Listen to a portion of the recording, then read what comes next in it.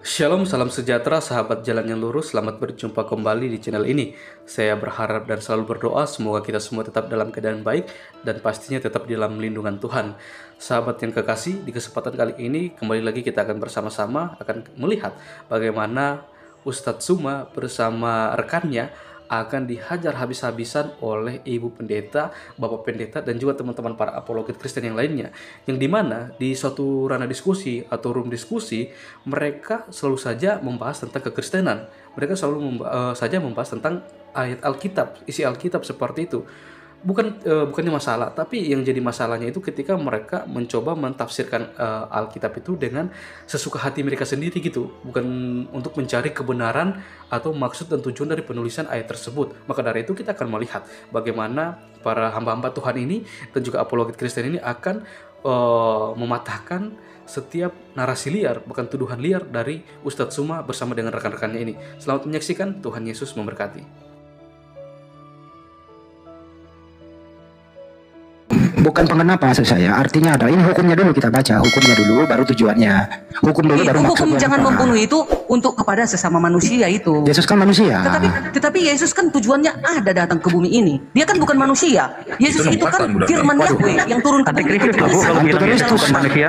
2 Yohanes 1 nomor 7 itu loh, antikristus loh itu kalau Yesus bukan manusia. Iya, datang dia sebagai manusia. Iya, Tapi berarti dia manusia. suci. Iya, tapi dia suci. Dia kan wujudnya Barang siapa yang Yahweh tidak percaya aku datang sebagai manusia, dia antikristus, Bu, gitu Ya, katanya. kami percaya Yesus. Makanya bisa dia terbunuh menjadi penebusan itu. Enggak Maka bisa. dia untuk menebus kami, menebus Perintah Tuhan itu dosa nggak itu. boleh. Perintah Tuhan nggak boleh membunuh apalagi orang suci, nggak boleh. Gini loh Bang Handi, di zaman perjanjian lama, mulai dari Kejadian sampai Maleakhi, di sana dulu darah binatang yang dibuat. Bukan itu, bukan dengan tujuannya, dosa. bukan itu kesananya bicaranya. Coba baca ulangan itulah, 20. Benar dulu nih. itulah kedatangan Di Yesus ulangan, seperti itu. benar nih. Ulangan 21 itu yang mati terkutuk itu orang fasik atau orang baik? Di ulangan yang mati terkutuk di ulangan 21. Ya orang fasik lah. Ya. Orang fasik. Nah, orang fasik. Kalau di Bible Anda yang perjanjian baru itu yang mati di tiang salib orang fasik atau orang soleh? Ya, orang soleh dia. Ya, kebalik. Kebalik. Karena gini Kebalik. loh, karena di perjanjian lama darah binatangnya untuk mengampung dosa. Tapi makanya Elohim berkata, aku sudah muak dengan darah persembahanmu itu, kan begitu. Jadi gak perlu aku lagi korban bakaranmu itu, kan gitu. Jadi di perjanjian baru digenapilah kedatangan Yesus dengan darahnya yang suci itu cuma sekali. Mana ada darah Tapi suci makanya- ini semua? Mana ada darah yang suci? Ih, mana mungkin bisa darah binatang untuk mengampun dosa? Buktinya ya Yahudi sampai sekarang masih itu. Iya, nah itulah di perjanjian lama. Jadi Ya kedatangan iya, ini Yesus- ajaran dari mana? Ini ajaran dari mana merubah ajaran Nabi, ajaran Tuhan. Ajaran Yesus, ajaran Ya, kedatangan ajaran Yesus dari mana? Yesus kan Ini ajaran Tuhan. Paulus kok, Paulus yang nulis Dia kok. menggenapi semua peraturan-peraturan itu. Contoh, kenapa dipatahkan hukum Taurat itu? Hukum Taurat yang mana dipatahkan? Itulah tentang Efesus 2:15 semua. aturan-aturan gitu. Efesus Aturan-aturan 2:15. Benar nih, Efesus 2:15 semua hukum Taurat batal. batal. Dipersatukanlah di dalam Yesus, itulah di dalam hukum kasih. Bisa nggak Jadi sih Bu hukum Darni itu nggak? nggak Bu Darni, batal. Bu Darni bisa nggak sih nggak melawan Bible gitu? Nggak melawan, cuman kalian nggak ngertos. Coba saya baca Efesus 2. Coba saya baca Efesus 2 nomor 15 ya. Hah? Dengan matinya ia sebagai manusia, ia telah membatalkan segala perintah dan ketentuan hukum Taurat. Ketentuannya. Yes. Pertanyaannya Dipersatukan. adalah, dengar dulu Bang Darni. Segala perintah dan ketentuan hukum Taurat itu maksudnya apa? Ini dan naikin ini orang pengen ngujat ini. Maksud Efesus 2:15 itu apa yang dibatalkan di Efesus 2:15 sebenarnya? Yang dibatalkan itu maka digenapi Yesus semua peraturan-peraturan mata ganti mata. Coba tampil dulu datanya Itu. Bang Rizal Efesus 2:15. Bang Rizal bantu aku Efesus dong. 2:15 ya. Iya, kita baca aja dah. 2:15. Habis Galatia. Aduh, Kita baca aja dulu. Saya hafal loh itu, tapi nggak enak kalau dihafal, harus ada data di atas ya. Biar edukasi penonton juga. Sebenarnya yang batal di situ siapa? Ayo. Nih, baca. Efesus 2 ayat 15. Kita baca ya, ayat 15. Dipersatukan di dalam Kristus, itu judulnya. Ayat 11 dulu. Karena itu ingatlah bahwa dahulu kamu sebagai orang-orang bukan Yahudi menurut daging yang disebut orang-orang tak bersunat oleh mereka yang menamakan dirinya sunat, yaitu sunat lahiriah yang dikerjakan oleh tangan manusia. Bahwa ayat 12, bahwa waktu itu kamu tanpa Kristus tidak termasuk kewargaan Israel dan tidak mendapat bagian dalam ketentuan-ketentuan yang dijanjikan tanpa pengharapan dan tanpa Yahweh di dalam dunia. Ayat 13. Tetapi sekarang di dalam Kristus Yesus kamu yang dahulu jauh sudah menjadi dekat oleh darah Kristus. Ayat 14. Karena dialah damai sejahtera kita yang telah mempersatukan kedua pihak dan yang telah merubuhkan tembok pemisah, yaitu perseteruan. Ayat 15. Sebab dengan matinya sebagai manusia, ia telah membatalkan hukum Taurat dengan segala perintah dan ketentuannya untuk menciptakan keduanya menjadi satu manusia baru. Oke, cukup. Dalam dirinya. Di dalam Pertanyaannya, sebentar dulu, Bang. dan dengan itu mengadakan damai Iya, sejahtera. pertanyaannya jangan ditutup dulu. Efesus 2:15. Pertanyaannya, di Efesus 2:15 ini yang dibatalkan itu apa, benar nih? Ketentuan-ketentuan, peraturan-peraturan, upacara-upacara itu. Entar dulu. Tampil lagi Bang Rizal, kok ditambahin? Tunggu, dipersatukan semua, tunggu dulu. Dipersatukan di dalam 10 hukum Saya nggak nanya Di itu. situ semua itu digenapkan Udah nih, Anda udah semua panjang di tadi. dalam 10 hukum. Coba kita baca lagi ya. Itu artinya. Dengar dulu benar Itu nih. artinya. Nomor 15 nih. Baca baik-baik.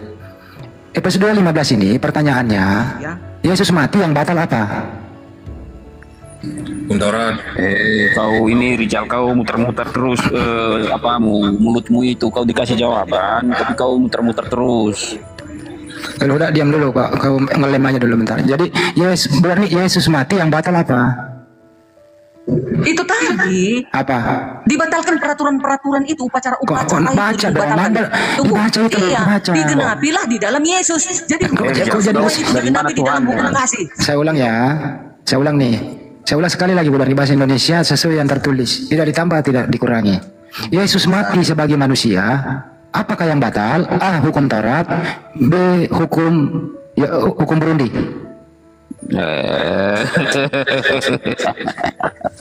Saya ulang ya. Ayat berapa? Ini orang kayak gini sampah begini naikin loh, nggak ada etikanya. Yesus mati yang batal adalah A. Hukum Taurat. B. Hukum Burundi.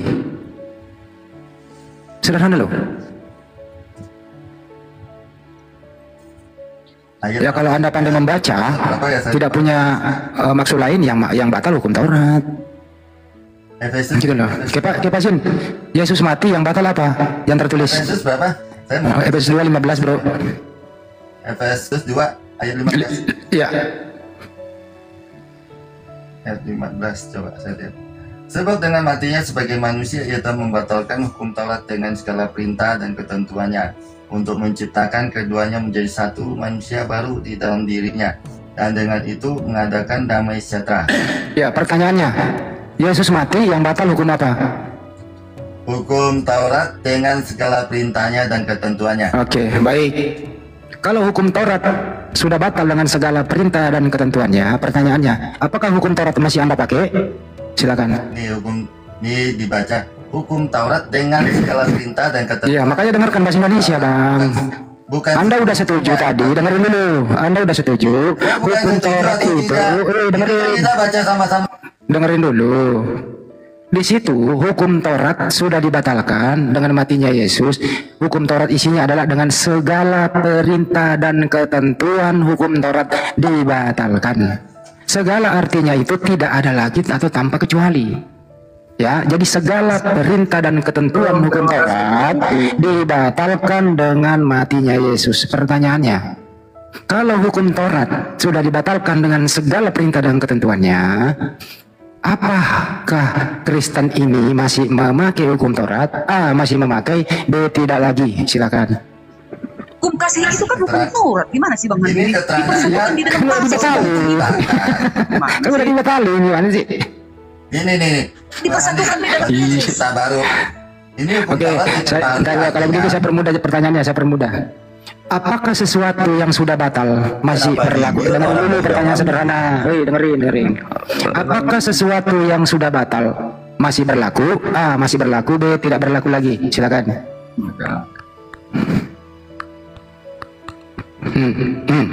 Bisa ku jawab sebelum teman-temanku ini. Untuk menciptakan kedua menjadi Iya. Satu, iya di dalam Yesus. Kalau Iya. sudah menjadi pengikut Yesus, mana mungkin dia membunuh, berzina. Saya ulang ya, Bu Darni, ke Ustaz Bu Darni deh, Bu Darni. Sesuatu yang sudah dibatalkan, apakah masih berlaku? A. Masih berlaku. B. Tidak Kita berlaku. ulang. Diam dulu kita. Iya, dipersatukan. Saya nggak nanya dong, Bang dipersatukan Andi. atau tidak, bukan itu Itu Bang pertanyaannya Andi kan loh. bukan Kamu nggak mau Kristen. baca Aku ini. Jadi nggak ngerti kau Bang Andi. Itu tanyain lah yang enggak. Dipahamin dulu ayahnya. Aduh. Ya, coba Mau coba aku ikut kepasin. dia selesai kesenangannya. Coba kepasin kau diam dulu ya. Untuk Diam dulu. menciptakan Saya kepasin dulu. kehidupannya. Tadi dulu ya, kepasin kau dengerin. Enggak usah dibaca lagi. Setelah Yesus mati, yang batal apa? A. Hukum Taurat, B. Hukum Burundi. Yang mana yang batal? Kepas.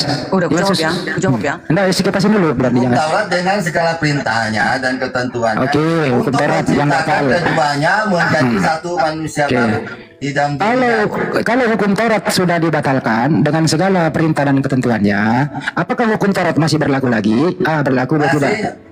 Kamu udah dibatalkan? Masih peraturan-peraturan dalam perjanjian lama yang batal loh Bang Hadi. Terutama yang berkaitan dengan pergaulan antara orang Yahudi dan non Yahudi. Bang Handi. Taurat dengan segala perintah dan ketentuan Bang Handi, izin. menjadi penghalang bagi Ya, orang sebentar, Yahudi Bapak-bapak, dan Ibu-ibu, non Yahudi sebentar. untuk Sebentar, bersatu sebentar. dalam Kristus. Gitu. Ya. Aduh ini stikernya. Sebentar. Bang Handi. Ganti stiker jangan kayak gitu, janganlah. Ganti stiker sebentar, nggak boleh kayak gitu. Ganti stikernya bang, nggak boleh. Kita hormati tamu lah. Ya. Diskusi santai aja di sini gitu ya. Oke. Bang Handi, kalau Permenkes 16 tahun 2024 sudah dibatalkan diganti Permenkes 2020 tahun 2025, apakah Permenkes 16 masih bisa digunakan? Tidak. Karena sudah ada penggantinya. Sudah ada penggantinya. Pertanyaan berikutnya silakan Bang Handi kepada Ibu Darni. Pertanyaan umum. Tunggu Kepada dulu Bang Handi. Disimpulkan Apa sih? dulu ini. Nah, ini Disimpulkan dulu tadi belum ada kesimpulan. Dengar, ini kesimpulan. Sekarang tunggu. Menekankan ayat itu Efesus 2 ayat 15 menekankan bahwa Kristus menciptakan satu manusia baru di dalam dirinya. Hal ini berarti bahwa orang Yahudi dan non Yahudi yang telah diselamatkan menjadi satu keluarga rohani yang bersatu dalam Kristus. Bu Darni. You know, understand? Ya nggak apa-apa, ngerti saya, nggak benar nih, nggak apa-apa. Yes, bilang. Benar nih, kita ini kan berteman aja di sini kan, diskusi, nggak maksain kok. Anda orang mau berakal, mau to the point, mau melingkar-lingkar kayak obat nyamuk, itu hak Anda semua. Nah, cuma kita kan ini edukasi, banyak penonton kan gitu ya. Saya pertanyaan umum aja deh, baik yang ada di sini maupun ada di YouTube ya. Diam dulu, saya ngomong dulu kayak pasin, sebentar ya, brotherku, sebentar ya, sebentar dulu ya. Silakan teman-teman menjawab. Kalau kipasin masih ngomong, saya ludahi, saya turunin. Saya sopan dari Anda dari tadi loh. Masih ngomong, saya ludahin Anda, baru saya suruh turun.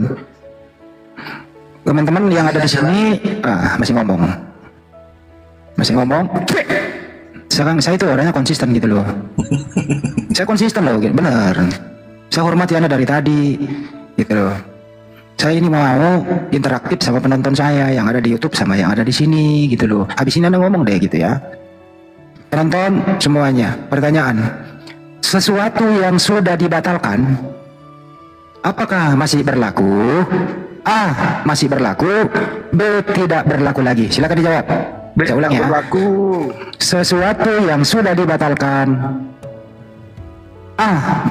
Masih berlaku. B. Tidak berlaku lagi. Silakan dijawab semuanya. Jawabnya dipersatukan di dalam kasih Yesus. Itu dia. Ini Kalau kita di dalam Yesus, mana Dari mungkin ini dia nggak ke teologis. Saya nggak ke teologis ini ke umum doang. Itu Nggak ke jawabannya teologis. Bang Andi. Gitu Saya nggak jawaban kami. saya nggak ke teologis. Ini berbicara umum.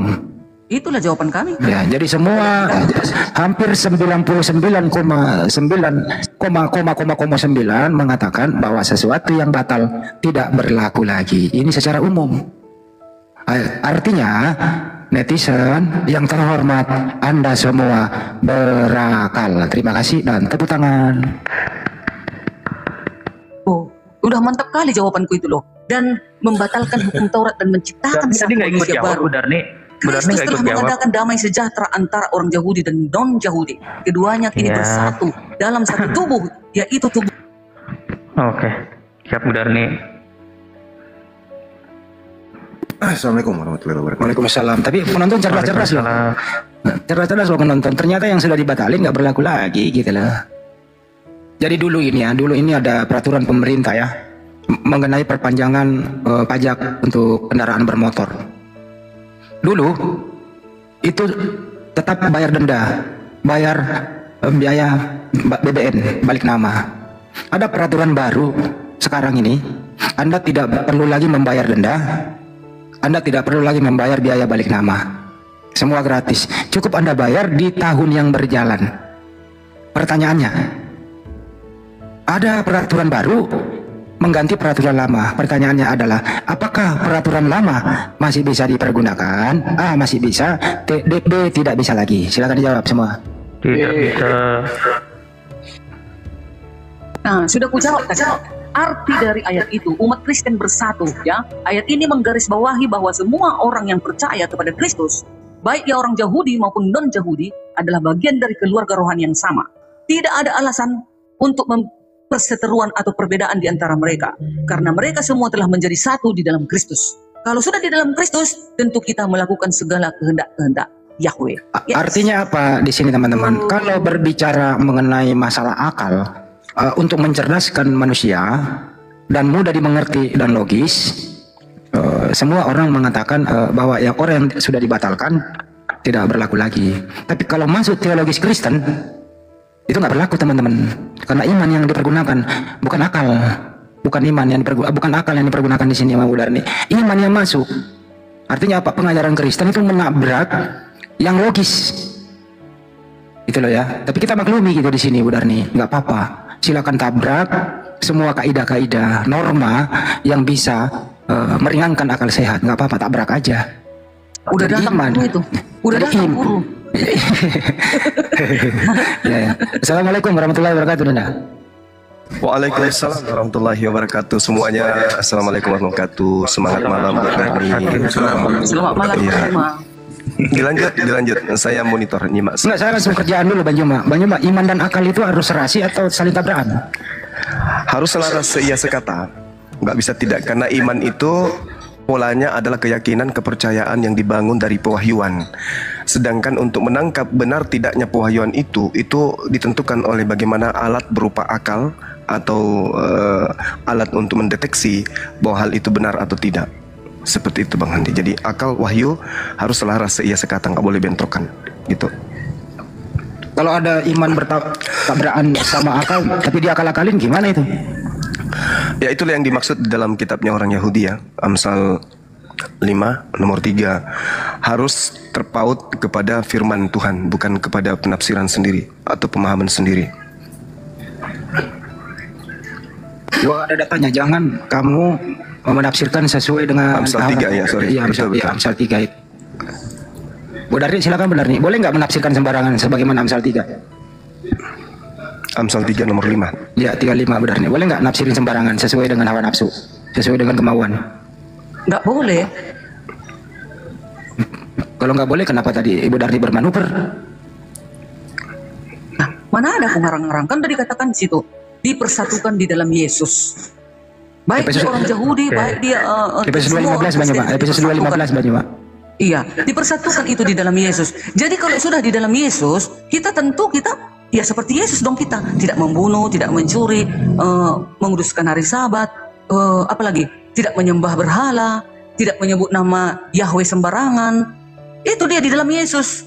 Dalam hukum kasih lah itu jadinya semuanya. Jadi yang 600 itu semua dipersatukan di dalam Yesus, di dalam kasih. Itu dia. Jadi ada dua pola. Yang pertama, pola pengajaran Yesus yang asli. Pola pengajaran Yesus yang asli itu selalu terpaut kepada pengajaran kitab Tanakh, dan tidak pernah kemudian adanya penambahan-penambahan kitab atau pengajaran-pengajaran yang tidak tervalidasi oleh lisan Yesus itu sendiri. Itu yang pertama. Yang kedua, pola ini adalah pola yang dibangun dari pengajaran Yesus yang palsu. Ini tentu bertolak belakang dengan ajaran pola pertama tadi, Yesus yang tadi, aku tidak berkata-kata dari diriku sendiri, yang aku sampaikan adalah apa yang difirmankan, yang diperintahkan.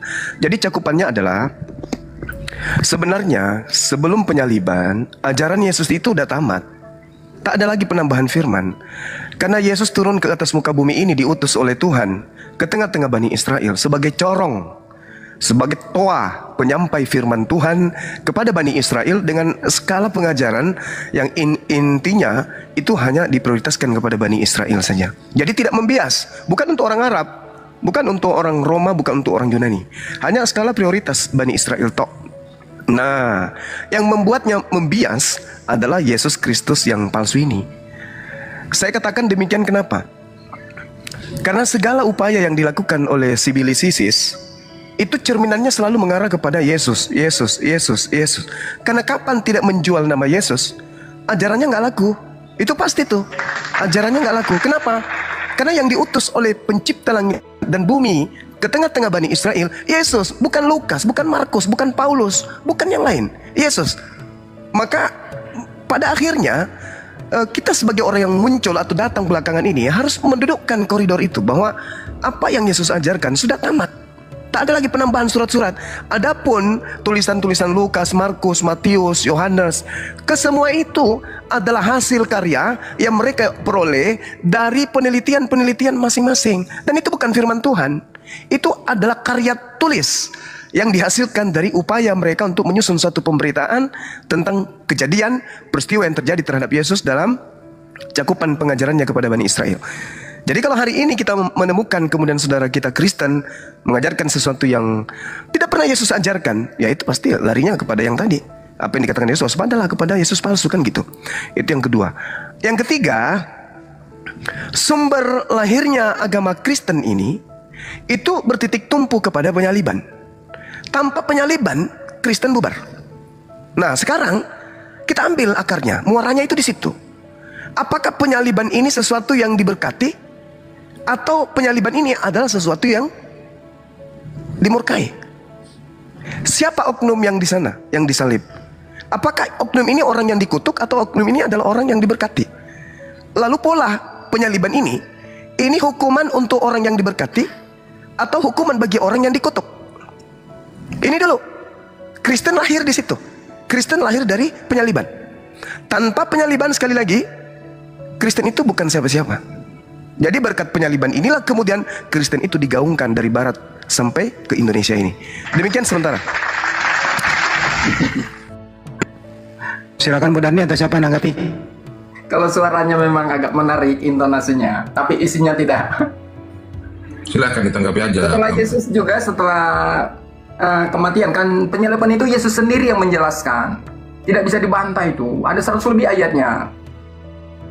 Makanya para murid sampai memperjuangkan itu, sampai bertaruh nyawa itu. Karena mereka adalah saksi mata, bro. Nggak bisa dibantah. Kalau kita mau ngacu yang lain, yang itu yang isinya tidak sesempurna Alkitab, kan nggak cocok juga. Kita harus lebih yakin sama yang lengkap.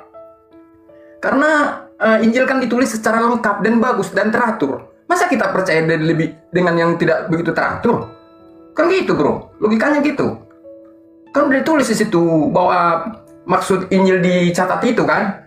Memang masih banyak tanda lain yang dibuat Yesus di depan mata murid-muridnya dan yang tidak tercatat.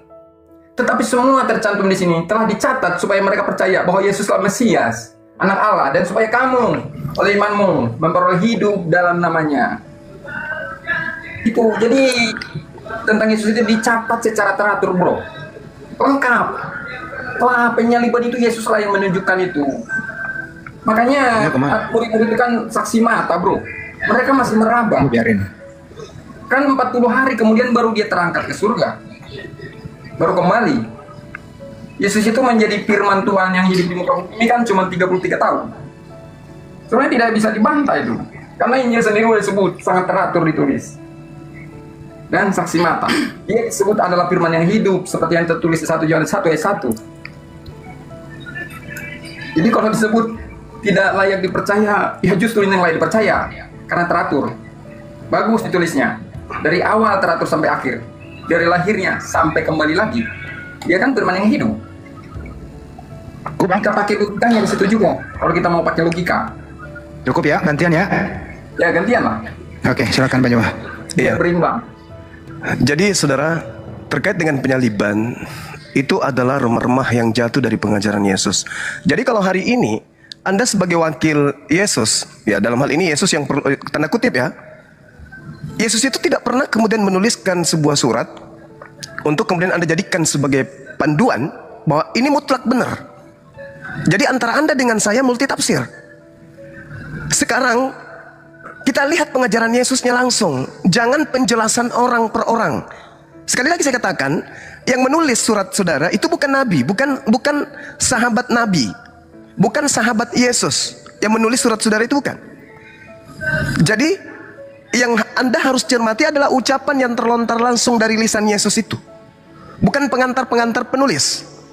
Itu pun harus Anda teliti lagi, apa betul itu ucapan Yesus.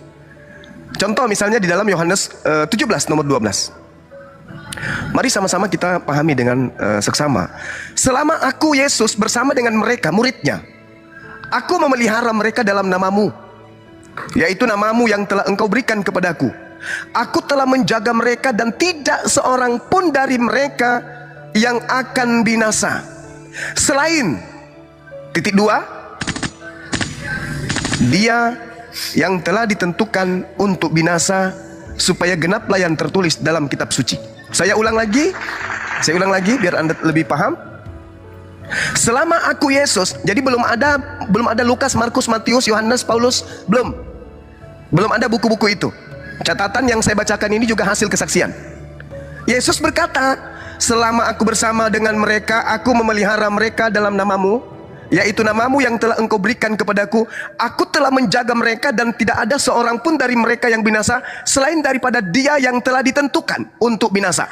Berarti Tuhan sudah merancang sesuatu. Ada salah satu murid Yesus yang memang sudah dirancang, sudah ditentukan untuk binasa, supaya genap yang tertulis di dalam kitab suci. Berarti ada pola di dalam kitab suci. Yang dimaksud Yesus tentu kitab Tanak, bukan Lukas, Markus, Matius, Rasul Paulus, bukan. Yang harus tergenapi adalah surat-surat yang lebih dulu datang, yang menceritakan tentang anak Tuhan atau Mesias atau utusan Tuhan atau orang yang diurapi Tuhan. Yang terjadi kemudian adalah ketika orang pada berkongkoh-kongkoh ingin mencelakai Mesias ini, maka ada yang sudah ditentukan untuk binasa menggantikan dirinya. Nah, inilah nanti yang kemudian ketika iblis berupaya untuk mencelakai, mencederai yang asli dan tak sanggup, maka iblisnya mencederai yang palsu, dan yang palsu ini diupayakan oleh iblis supaya dianggap sebagai Yesus Kristus. Tolong dicermati pernyataan saya, karena saya akan berikan data-data kepada saudara berdasarkan Bible. Kalau Al-Quran udah tamat, Al-Quran surah Al-Ma'idah ayat 33, yang disalib itu adalah orang yang dikutuk. Sama seperti Ulangan 21, 22, 23. Nah sekarang, siapa orang yang ditentukan untuk binasa ini? Apakah Yesus? Bukan. Lalu siapa? Andalah yang bisa menjawabnya. Kalau tak sanggup nanti saya bantu, silakan. Yang ditentukan tadi itu kan pengkhianat, Judas. Pintar sekali. Yang ditentukan di situ, yang dimaksud di situ. Bagus, lanjut. Memang dia udah menjadi pengkhianat. Jadi tidak ada Yesus jadi digantikan, enggak, karena Yesus sendiri yang menjelaskan setelah dia bangkit. Kemudian ayatnya juga sangat jelas banget, bukan cuma kesaksian satu kitab, enggak, ada beberapa kitab. Dia menjelaskan penyaliban itu, bahkan sampai ada yang tidak percaya, sampai diraba gitu. Aku nggak percaya kalau aku tidak mencucukkan jariku kepada lukanya. Jadi jelas banget, dan itu ditulis secara teratur, bagus sekali, tidak terpotong-potong. Itu sangat teratur, lebih dari 100 ayat itu. Maka aku bilang sekali lagi, makanya para murid itu berani bertaruh nyawa, karena mereka adalah saksi mata. Kalau tidak, mereka bakal kabur itu. Ngapain mereka mempertaruhkan nyawa mereka? Karena mereka saksi itu. Ini nggak terbantahkan sebenarnya dari gambaran ini. Bagaimana kita bisa percaya yang dia digantikan tanpa jelas? Narasinya sedikit sekali. Tidak jelas di mana kronologisnya, bagaimana, nggak jelas, nggak lengkap. Sedangkan di dalam Injil sangat lengkap sekali. Oke, silakan. Oke, baik. Lagi-lagi Anda mengatakan dicucuk lambungnya. Itu pengajaran yang sudah bukan Yesus lagi tuh. Mohon maaf nih, saya tafsirkan seperti itu, nanti Anda tanggapin. Karena Yesus sendiri mengatakan bahwa iblis sedikit pun tidak berkuasa atas diriku. Itu dulu. Kalau iblis tidak berkuasa kepada diri Yesus, berarti iblis tidak berhasil kemudian membuat Yesus itu tertangkap, Yesus itu teradili, Yesus itu tereksekusi. Karena tujuan iblis merasuki Yudas tentu untuk berkhianat, tentu untuk supaya Yesus ditangkap. Yesus dalam Yohanes 14 nomor 30, iblis sedikit pun tidak berkuasa atas diriku. Nah, sekarang coba Anda lihat Ketika Paulus di tahun 50 menulis surat, apakah Paulus menjadi saksi kejadian? Enggak. Tetapi ada loh makhluk yang datang mengaku Yesus. Nah itu dia. Apa yang dikatakan kemudian Paulus setelah mendapatkan pengajaran dari makhluk ini? Kristus telah menebus kita dari kutuk hukum Taurat dengan jalan menjadi kutuk karena kita. Sebab ada tertulis, larinya ke Ulangan 21 nomor 23. Sebab ada tertulis, terkutuklah orang yang digantung di atas tiang salib. Ada dua hal yang perlu Anda renungkan. Yang pertama, ketika Paulus mengutip kemudian Ulangan 21, ingat itu bukan Yesaya 53 ya, bukan Yesaya 7:14, bukan. Ulangan 21 nomor 22, 23. Di situ ada dua hal yang perlu Anda perhatikan. Yang pertama, yang dihukum salib ini adalah pelaku dosa, di mana dosa yang dilakukan itu bukan dosa biasa, tetapi dosa yang sepadan dengan hukuman mati.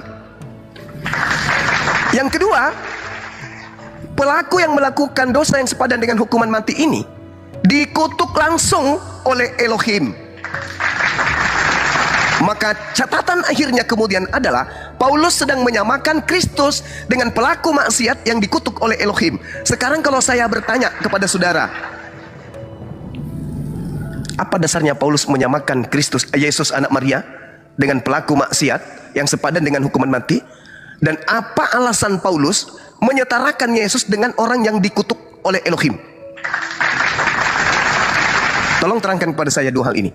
Apa alasan Paulus menyetarakan Yesus orang suci, orang benar, orang yang dikasihi oleh Elohim? Yesus sendiri mengatakan, Bapa berkenan kepadaku dan tidak membiarkan aku seorang diri disebabkan aku senantiasa melakukan apa yang berkenan di dalam hatinya. Yohanes 8 nomor 31. Yohanes 8 nomor 29. Nah, oleh karena itu dua hal ini yang perlu saya minta keterangan dari saudara. Apa alasan Paulus menyetarakan antara orang yang melakukan maksiat yang sepadan dengan hukuman mati dan menyetarakan dengan pelaku kejahatan yang dikutuk langsung oleh Elohim? Sedangkan Yesus adalah manusia suci yang dikasihi oleh Elohim. Silakan. Jadi ini Yesus itu kan kalau kita baca di Yohanes ayat 18 sampai 19 menunjukkan Yesus ini kan bukan disalib karena kesalahan, tetapi adalah karena kebiasaan. Di saat Paskah itu ada membebaskan satu orang penjahat, tapi jatuhnya para masyarakat di situ tidak menjatuhkan kepada pilihan itu yang dibebaskan itu kepada Yesus. Justru Yesus yang disalibkan. Jadi Pilatus yang menjadi hakimnya kan lepas tangan dia. Jadi bukan karena kesalahan. Kalau Rasul Paulus menyebut pembebas, Kristus telah membebaskan kita dari kutuk hukum Taurat kan? Ya memang, maka orang Kristen tidak melakukan lagi hukum Taurat itu. Misalkan mata ganti mata, tangan ganti tangan. Jadi yang di bawah itu jadi hukum kasih. Itulah pemahaman orang Kristen. Jadi memang hukum Taurat itu tidak diterapkan lagi karena Yesus sudah membebaskan kita. Kalau zaman Taurat kan berarti kalau kita berbuat dosa misalnya, ada yang sepadan dengan kita harus mempersembahkan kurban ya kan, berarti dengan darah. Dengan itulah sudah dibayarkan. Kristus menebus kita dari situ, dari hukum Taurat itu. Makanya orang Kristen ketika ada orang yang sekarang misalkan berbuat zina, tidak dirajam lagi, paling dimasyarakatkan, dimasukkan dalam lembaga masyarakat, itu bentuk kasih, jadi dimanusiakan lagi, begitu. Jadi tidak dihukum, dilempari sampai mati. Karena kalau dilempari sampai mati kan menutup pertobatan jadinya kan. Jadi itulah maknanya Kristus telah menebus kita dari kutuk hukum Taurat dengan menjadi kutuk, bukan menjadi terkutuk. Jadi kalau saja kita melakukan dosa yang sebanding dengan hukum gantung, kalau waktu hukum Taurat berarti kita harus digantung. Dan kita terkutuk orang-orang seperti itu. Jadi dari situ kita udah ditebus oleh Yesus. Begitu bro. Saya bocorkan rahasia Paulus di dalam suratnya kepada orang-orang yang ada di Korintus. Di dalam suratnya 1 Korintus 1 nomor 23. Apa kata Paulus di situ? Dia bocorkan aibnya sendiri. Apa katanya? Penyaliban itu adalah batu sandungan bagi orang Yahudi. Tetapi bagi non-Yahudi, penyaliban itu adalah satu kebodohan. Dan saya belum pernah bertemu dengan non-Yahudi pengiman Kristus yang mati terkutuk itu bisa menjelaskan tentang penyaliban secara sistematis terkait dengan kaitannya dengan wahyu dan akal. Tadi terang saya bertanya, apa alasan Paulus menyetarakan orang yang dikasihi Tuhan yang tidak ada hubungannya dengan Paulus? Yesus tidak pernah menyentuh sehelai bulu Paulus, begitu juga sebaliknya. Yesus tidak pernah menyebutkan nama Paulus, begitu juga kemudian murid-muridnya. Tetapi kenapa kemudian Paulus dengan gagah berani mengajarkan sesuatu yang justru bertentangan dan sangat menjijikkan gitu loh. Kenapa sangat menjijikkan? Karena dia sedang menyetarakan dengan orang suci ini dengan seorang penjahat yang dosanya sepadan dengan hukuman mati, sehingga Elohim harus turun tangan untuk mengutuk pelaku tersebut. Apa yang ingin dijual oleh Paulus? Kata Paulus, dosa-dosa kita lah yang harusnya kita tanggungkan, tetapi dia yang tadinya tidak berdosa, dia yang tadinya suci, telah menjadi kotor, telah menjadi najis, telah menjadi kutuk karena dosa kita. Pertanyaan sederhana saya adalah, ketika hukum-hukum Tuhan datang kepada Bani Israel dan orang-orang Roma yang dikristenkan oleh Paulus tidak melakukan hukum Taurat, apakah mereka dikutuk? Misalnya terkutuklah orang yang makan suap di dalam Ulangan 27 nomor 25. Lalu orang Roma, orang Yunani, orang Indonesia makan suap. Apakah hukuman terkutuk ini berlaku bagi mereka? Kan tidak. Aturan itu hanya datang kepada Bani Israel. Lalu dosa apa yang dilakukan oleh Kristen? Siapa yang mengutuk Kristen? Kok tiba-tiba merasa dikutuk oleh Elohim, sehingga yang tadinya mereka yang sejatinya disalibkan, kok tiba-tiba harus Yesus? Emang Kristen ini siapa? Umat Tuhan. Katolik ini umat Tuhan rupanya. Nabi mana yang datang kepada mereka? Kan ini cuman keinginan Paulus sajanya itu.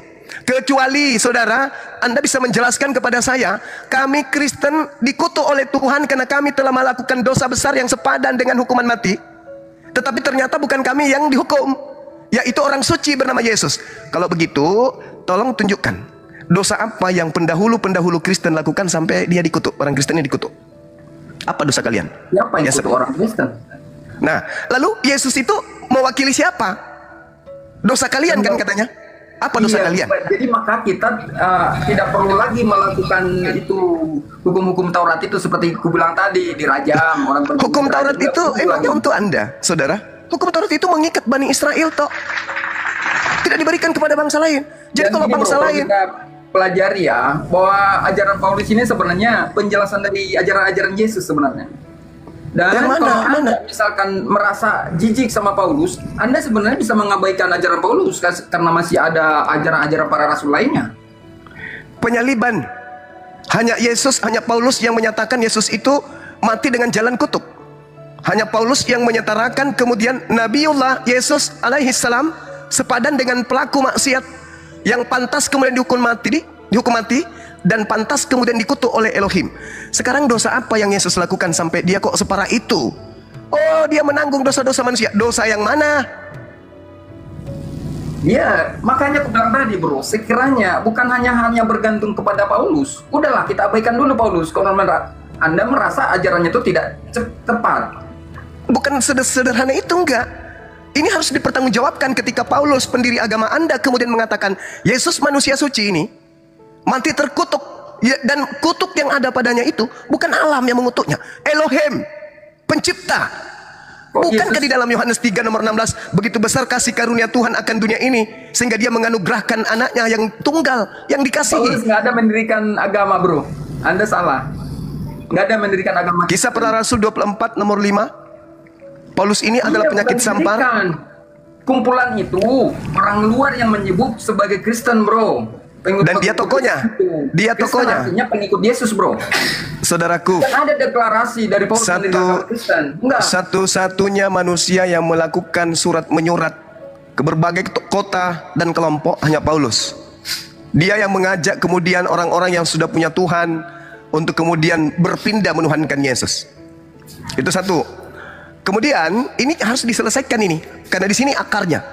Penyelewengan ajaran Nabi Yesus mulai dari sini. Makanya dikatakan sendiri, dibocorkan sendiri rahasianya bahwa penyaliban itu adalah suatu kebodohan bagi non-Yahudi. Maksudnya apa? Harus bodoh orang yang percaya kepada penyaliban itu karena tidak rasional dan menabrak wahyu. Semuanya ditabrak. Yesus orang mulia, Yesus orang dikasihi, Yesus adalah anak yang ajaran Paulus hanya salah satu bro. Gak bisa bang. Nggak bisa. Kecuali Anda ingin mengatakan bahwasanya hukum Tuhan yang datang kepada Musa itu berlaku kepada kita juga orang Indonesia. Ini Dan kita tidak kok banyak kali ngocehnya ya, nggak paham. Dan kita tidak melakukan itu sehingga kita pantas kemudian untuk dikutuk.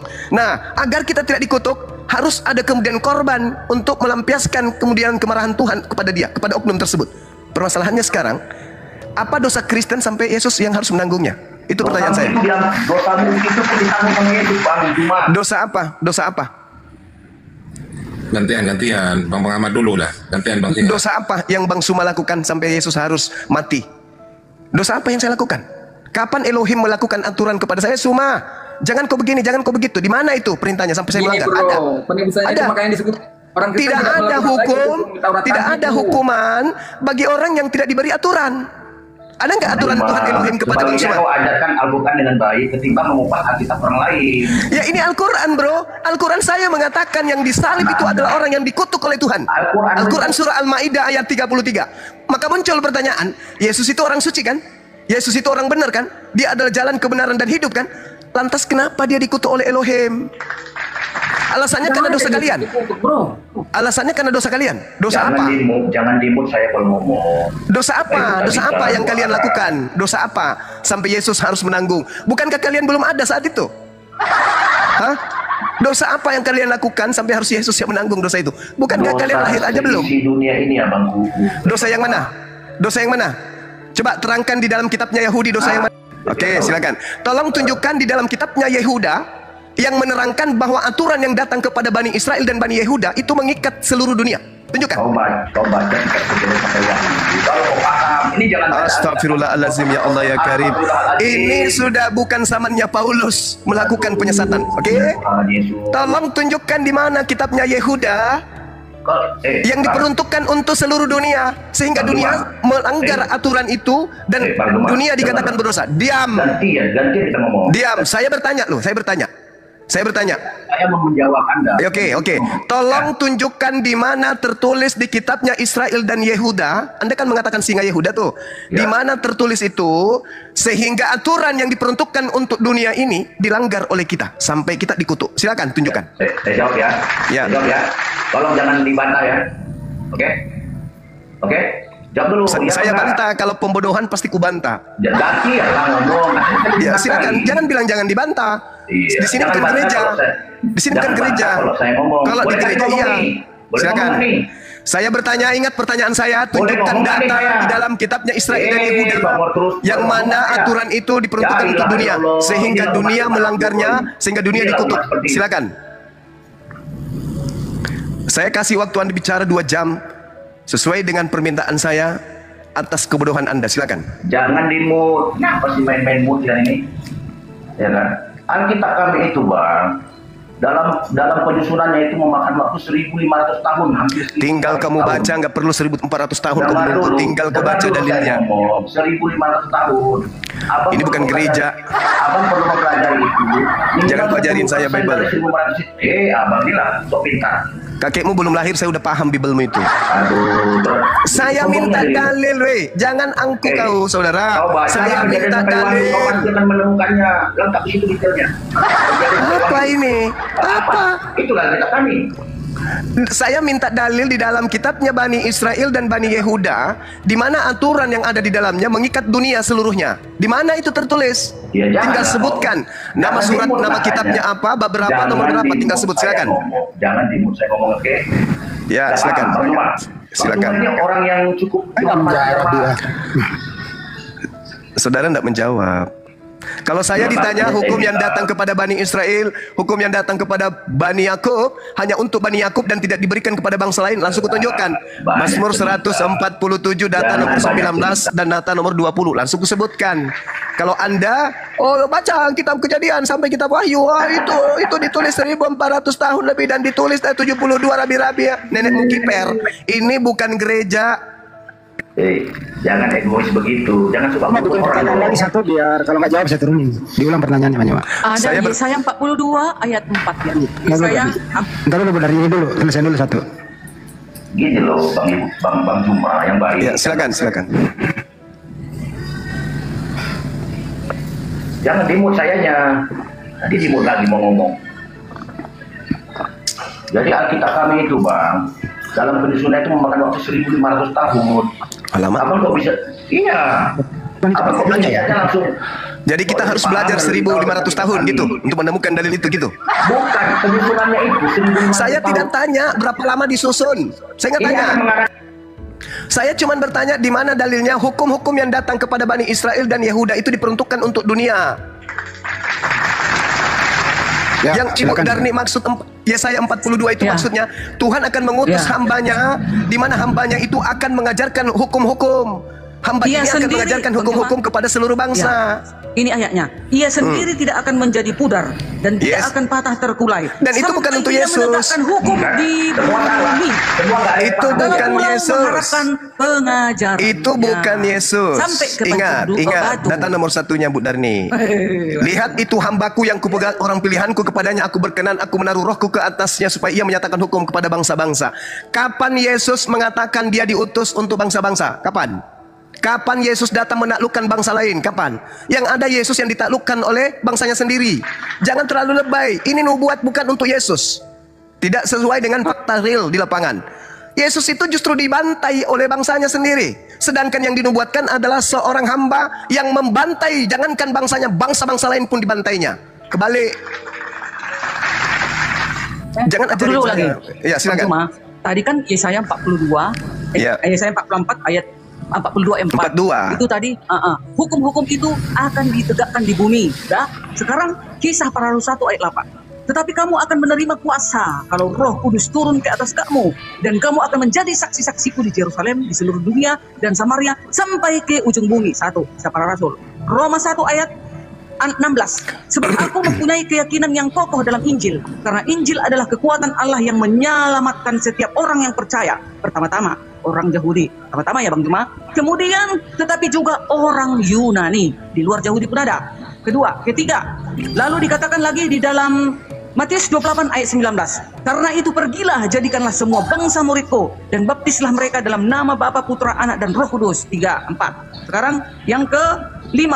Markus 16 ayat 15. Lalu ia berkata kepada mereka, pergilah ke seluruh dunia. Mana ada dibilang, pergilah ke Bani Israel doang. Enggak, awalnya dulu kebenaran, tetapi kemudian Yesus juga mengarahkan kepada seluruh bangsa. Ya, pergilah. Markus 16 ayat 15. Lalu ia berkata kepada mereka, pergilah ke seluruh dunia, beritakanlah Injil kepada segala makhluk. Makhluk yang berotak ya, makhluk yang berotak tentunya. Udah, baru dikatakan lagi di dalam Yesaya tadi Bang Juma. Hukum itu Yesaya 42 ayat 20. Keluarlah dari Babel, larilah dari Kasdim, beritahukanlah dengan suara bersorak-sorai, dan kabarkanlah hal ini, siarkanlah itu sampai ke ujung bumi. Katakanlah Tuhan telah menebus Yakub sampai ke ujung bumi. Mana kalau sampai ke ujung bumi, mana hanya Bani Israel, sampai ke penjuru batu. Oke, sudah? Ke Medan. Itu. Sudah? Oke. Jadi sekali lagi saya katakan bahwa Kristen ini adalah agama yang dilahirkan dari kebodohan. Itu dulu. Kalau Anda berkata tentang Markus 16, Anda mundur dulu di data nomor 12-nya. Pengarang Markus itu mengatakan Yesus menampakkan diri kepada kedua muridnya dalam rupa yang lain. Ini catatan-catatan yang muncul belakangan, cerita-cerita yang dibangun belakangan, dan itu sudah di luar daripada pengajaran Yesus. Sehingga apa yang terjadi? Orang Kristen yang tak ada hubungannya sama sekali dengan kitabnya Yahudi menjilat-jilat kitabnya Yahudi agar supaya dianggap mereka benar. Yesaya 42, Yesaya 53, Yesaya itu semuanya dijilatnya demi untuk mengajarkan si palsu ini sebagai oknum Yesus yang asli. Padahal tadi dasar pijakannya apa? Dasar pijakannya pengajaran yang pertama itu tadi tentang penyaliban. Apa dasarnya Paulus menyelaraskan antara Yesus yang mengatakan dirinya, aku diutus hanya kepada domba yang hilang dari umat Israel. Yesus berpesan kepada ke-12 muridnya agar jangan ke bangsa lain. Nah, sekarang supaya Yesus ini bisa ke bangsa lain, maka setirnya dirubah arahnya. Apa itu? Yesus kudu mati untuk menebuskan dosa-dosa seluruh dunia. Roma 14 nomor 9. Untuk itulah Yesus agar ia dibangkitkan menjadi Tuhan bagi dunia. Permasalahannya sekarang ini yang pertama ini loh. Apa dasarnya Paulus mengatakan bahwasanya Yesus itu dikutuk Elohim? Apa dasarnya kemudian Yesus ini dikatakan sebagai pelaku dosa yang sepadan dengan hukuman mati? Apa dasarnya? Tidak ada dasarnya, sama sekali nonsen, tidak ada. Itu hanya doktrin dan dogma. Dari hasil dogma inilah kemudian pengikutnya nanti menjilat-jilat kitabnya orang Yahudi, termasuk Budarni itu, supaya dianggap bahwa yang datang kepada mereka ini Yesus. Padahal bukan. Senjata sibilisis termasuk terjemahan kitabnya Yahudi, itu juga sebagai senjata untuk menyesatkan orang. Pergilah ke seluruh dunia, jadikanlah seluruh bangsa menjadi muridku. Itu siapa? Di mana Yesus mengatakan itu? Padahal Yesus sudah menamatkan semuanya. Yesus mengatakan di Yohanes 17 nomor 12 tadi. Apa yang dikatakan? Kecuali dia yang sudah ditentukan untuk binasa. Jadi murid-muridnya itu tidak akan pernah binasa. Yesus mengatakan dengan sangat jelas, selama aku bersama dengan mereka, aku memelihara mereka dalam namamu, yaitu namamu yang telah engkau berikan kepadaku. Aku telah menjaga mereka, dan tidak seorang pun dari mereka yang binasa. Padahal belum ada penyaliban. Murid-murid tidak butuh penyaliban dan mereka sudah tidak binasa lagi. Jaminan langsung dari Yesus kepada murid, tidak ada penyaliban-penyaliban itu, kecuali dia yang telah ditentukan untuk binasa. Dia siapa? Yudas. Coba, ini perkataan Yesus loh. Selama aku bersama dengan mereka, aku tidak akan meninggalkan mereka. Aku akan memelihara mereka dalam namamu. Faktanya apa? Murid-muridnya lari tunggang langgang. Ketika ada proses penangkapan, lari tunggang langgang. Tak ada satupun yang menyertai Yesus pada saat Yesus itu kemudian diindikasikan ditangkap. Kenapa? Untuk apa lagi? Aku menyertai murid-muridku, mereka sudah aman, ya aku pergi. Yang ditangkap bukan aku. Di situ awalnya. Sekarang kalau Ibu Darni bisa menjelaskan ke kita bahwa yang ditangkap, bahwa yang dikutuk, bahwa yang melakukan dosa besar itu adalah Yesus yang orang suci ini, tolong tunjukkan mana dosanya. Kenapa bisa Tuhan mengasihi Yesus lalu kemudian mengutuknya lagi? Karena dosa-dosa dunia. Sampai Tuhan mengutuk orang dikasihi. Itu jurus apa itu? Di mana didapatkan ilmu seperti itu? Baca Imamat 4, baca Imamat 1. Ketika ada orang yang berdosa, orang Yahudi, kalau dia orang biasa, maka kurbannya kambing. Kalau dia adalah tokoh, kurbannya adalah domba. Kalau dia imam, domba. Kalau seluruh Yahudi, maka kurbannya adalah sapi. Di mana polanya kemudian korbannya manusia? Ada? Nggak ada. Akal-akalan Paulus. Tidak ada Tuhan meminta korban manusia. Di mana dalilnya Tuhan minta korban manusia? Apalagi Tuhan minta korban Tuhan. Tidak ada. Kesemua itu propaganda yang dilakukan oleh sibilisis melalui nabinya Paulus. Saya jamin itu pasti betul. Nah sekarang mana coba? Apa alasannya Yesus orang suci yang dikasihi ini malah dikutuk oleh Elohim? Alasannya apa? Tidak ada dikutip disebut Yesus. Gimana nih? Galatia 3 nomor 13, sebab ada tertulis terkutuklah dia yang digantung di atas tiang salib. Berarti dia itu justru Yesus disebut membebaskan kita dari kutuk hukum Taurat. Emang hukum Taurat itu untuk Anda? Hukum Taurat itu untuk Anda? Hukum Taurat itu untuk Anda? Iya, makanya udah dibebaskan dari situ. Iya, di mana dalilnya hukum Taurat itu untuk Anda? Iya, udah dibebaskan, bukan untuk kita lagi itu. Lah, memang pernah hukum Taurat itu untuk Anda? Pernah hukum Taurat itu untuk Anda rupanya pernah? Ya udah bebas kita, jadi enggak. Anda dibebaskan dari hukum Taurat. Emang pernah terikat dengan hukum Taurat? Artinya dulu kan ada. Di mana? Di mana dalilnya? Di mana dalilnya hukum Taurat untuk kalian? Ya justru makanya bukan. Ya, jadi lalu kita bebas dari situ karena bukan. Lalu Yesus mati ataupun tidak mati, kalian itu bebas. Karena hukum Taurat itu bukan untuk kalian. Iya, untuk misalkan bukan orang ya untuk orang lain. Kita enggak itu lagi, bebas kita dari situ. Loh, Yesus tidak mati ataupun Yesus mati, apa urusannya dengan hukum Taurat dengan ente? Ya, hukum Taurat itu hanya untuk Bani Israel, saudara. Kalaupun dia harus dibatalkan untuk Bani Israel, bukan untuk ente. Itu loh. Nah sekarang Yesus mengutip itu. Terkutuklah dia yang mati di atas tiang salib. Artinya itu dia yang sebanding dengan hukuman mati, bro. Itu yang terkutuk di ulangan 18 itu kalau nggak salah itu. Ya, sekarang di mana Yesus melakukan dosa? Itu dulu. Di mana Yesusku melakukan dosa yang sepadan dengan hukuman mati sehingga Tuhan Elohim mengutuknya? Kasih dalil. Nggak ada Elohim mengutuk Yesus. Lah, yang ulangan 21 itu apa rupanya? Itulah bukti. Bukan masuk kepada Yesus, bukan. Yesus yang setara dengan Taurat. Galatia 3 nomor 13 itu yang dikutuk di atas tiang salib itu siapa? di Galatia ketika ada poinnya, ada 3 titik. Poin pertama, Yesus menyelamatkan kita dari kutuk hukum Taurat. Iya, itu konsep dogma, itu dogma yang muncul belakangan. Jadi dibebaskan dari kutuk hukum Taurat. Jadi kalau orang sebanding dengan hukuman mati di Taurat, itu dikutuk oleh Tuhan, itu yang dimaksud di situ. Jadi udah dibebaskan sekarang ini yang saya pertanyakan, apa dosa Yesus sampai dia dikutuk? Nggak ada Yesus dikutuk. Mati nih ya. Kristus telah menebus Kristen dengan jalan menjadi kutuk, bukan terkutuk. Hukum dengan terhukum beda, bro. Kata katara itu, kutuk itu, terkutuk maupun kutuk itu sama-sama katara. Tidak. Terhukum dengan hukum berbeda, bro. Dengan jalan menjadi kutuk atau menjadi mulia? Ya kutuk bagi Yudas kan. Makanya dia bunuh diri. Iya benar. Tidak paham. Kristus telah menebus Kristen dari kutuk hukum Taurat. Nyambung nggak itu? Saudara, nyambung nggak itu? Dari situ aja udah cacat. Saudara, Kristus telah menebus Kristen dari kutuk hukum Taurat. Nyambung nggak itu? Kira-kira? Kristus telah menebus, makanya orang Kristen tidak harus menerapkan hukum Taurat lagi, bro. Itu ya emang Taurat itu untuk kalian rupanya? Makanya bukan kan? Tidak lagi, karena udah kita bebas dari situ. Memang pernah Taurat itu untuk kalian? Justru karena bebas kan, sebelumnya ajaran dari dulu itu kan memang harus hukum Taurat itu ada. Jadi orang Kristen kesini setelah ajaran Yesus, kita pakai ajaran Yesus. Kita bebas dari situ. Hukum Taurat itu memang untuk kalian? Iya, makanya kita bebas dari situ, dibebaskan oleh Yesus, bro. Pertanyaan saya ulang lagi. Hukum Taurat itu memang untuk saudara? Untuk orang lain tuh, kita udah bebas dari situ. Kok udah bebas? Memang pernah terikat dengan Taurat? Anda pernah terikat dengan Taurat?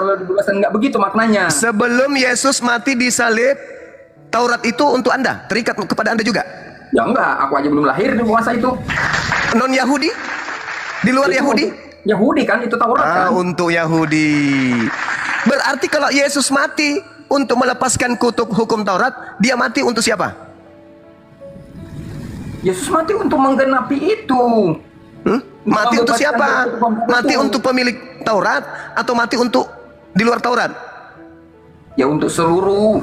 Kacau. Inilah yang Paulus katakan. Inilah yang Paulus katakan. Rahasianya sebenarnya 1 Korintus 1:23, salib itu bagi non Yahudi adalah kebodohan. Amalah Bang Juma sama Bang Juma kebodohan salib itu, nggak percaya kalian ada salib itu maksudnya itu. Bukan. Penyaliban itu satu kebodohan. Sekarang saya tanya sama Bu Darni. Salib ini, penyaliban ini, itu hukuman untuk orang yang dimuliakan atau hukuman untuk orang yang dikutuk? Mestinya untuk orang yang dikutuk. Nah, untuk orang yang dikutuk. Pertanyaan saya, apa dosa Yesus sampai dia menjadi korban kutuk? Tidak ada dosanya. Berarti salah. Berarti Tuhan salah. Berarti Tuhan salah salib. Itu Yesus itu kan jadi di salib itu. Berarti Tuhan salah salib atau memang sudah betul yang disalib itu memang benar-benar orang terkutuk? Mana yang betul? Mana yang betul? Mana yang betul? Tuhan salah salib atau Tuhan benar-benar sudah menyalib orang yang tepat, yaitu pelaku yang dikutuk? Ulangan 27 nomor 25, terkutuklah orang yang makan suap. Kalau yang disalib itu Yudas, berarti tidak salah sasaran, memang pas. Tapi kalau yang disalib itu Yesus, berarti Tuhan salah sasaran. Yang disalib itu jelas-jelas bukan Yesus, bukan Yudas. Karena berarti salah sasaran, bro. Perihal penyaliban itu, bro. Saya ulang lagi. Salib itu hukuman untuk orang yang bersalah, orang yang dikutuk, atau orang yang dimuliakan, orang yang dikasihi? Mestinya untuk orang yang dikutuk kan, orang yang bersalah. Kalau begitu adanya dan Anda memaksakan itu Yesus, tolong tunjukkan apa salah Yesus sampai dia yang harus dikutuk. Jawab. Bukan dikutuk dia, mana dikutuk dia? Astagfirullahaladzim. Saya ulang lagi. Hukuman salib itu untuk orang yang dikutuk atau bukan orang yang dikutuk? Mestinya untuk orang yang terkutuk. Orang yang terkutuk. Mestinya, tapi Yesus disalib bukan karena terkutuk, bro.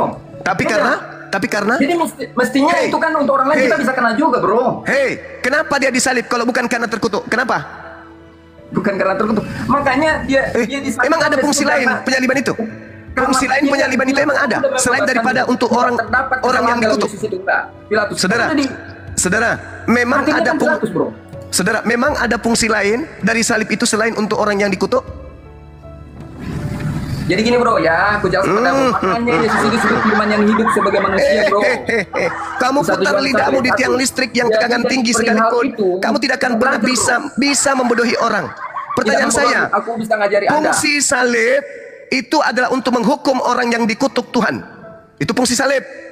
Banyak pelajaran yang kita ambil di dalam penyaliban itu bro. Misalkan penyerahan diri, adanya hidup selamanya, bahwa kematian tidak berkuasa dalam diri Yesus. Banyak bro. Salib itu dengar, salib bagi orang Yahudi, hukuman bagi pelaku kejahatan yang sepadan dengan hukuman mati berdasarkan hukum Taurat. Dan itu pasti oknum yang dikutuk. Satu. Yang kedua, salib bagi Romawi adalah hukuman bagi pemberontak musuh negara. Yang mana yang bisa dinobatkan kepada Yesus? Yesus sebenarnya disalib bukan tidak sesuai dengan hukum Taurat, bro. Lalu kenapa mengutip Ulangan 21? Saudara, kalau bukan yang jahat, kalau bukan karena Taurat, lalu kenapa Paulus mengutip Ulangan 21?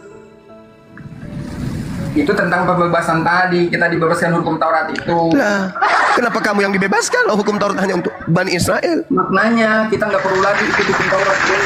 Nah, sejak kapan hukum Taurat itu untuk Anda? Jadi bukan lagi kita itu terapkan itu hukum Taurat itu. Sejak kapan hukum Taurat itu untuk Anda? Iya memang, makanya sebut kita bukan untuk kita itu.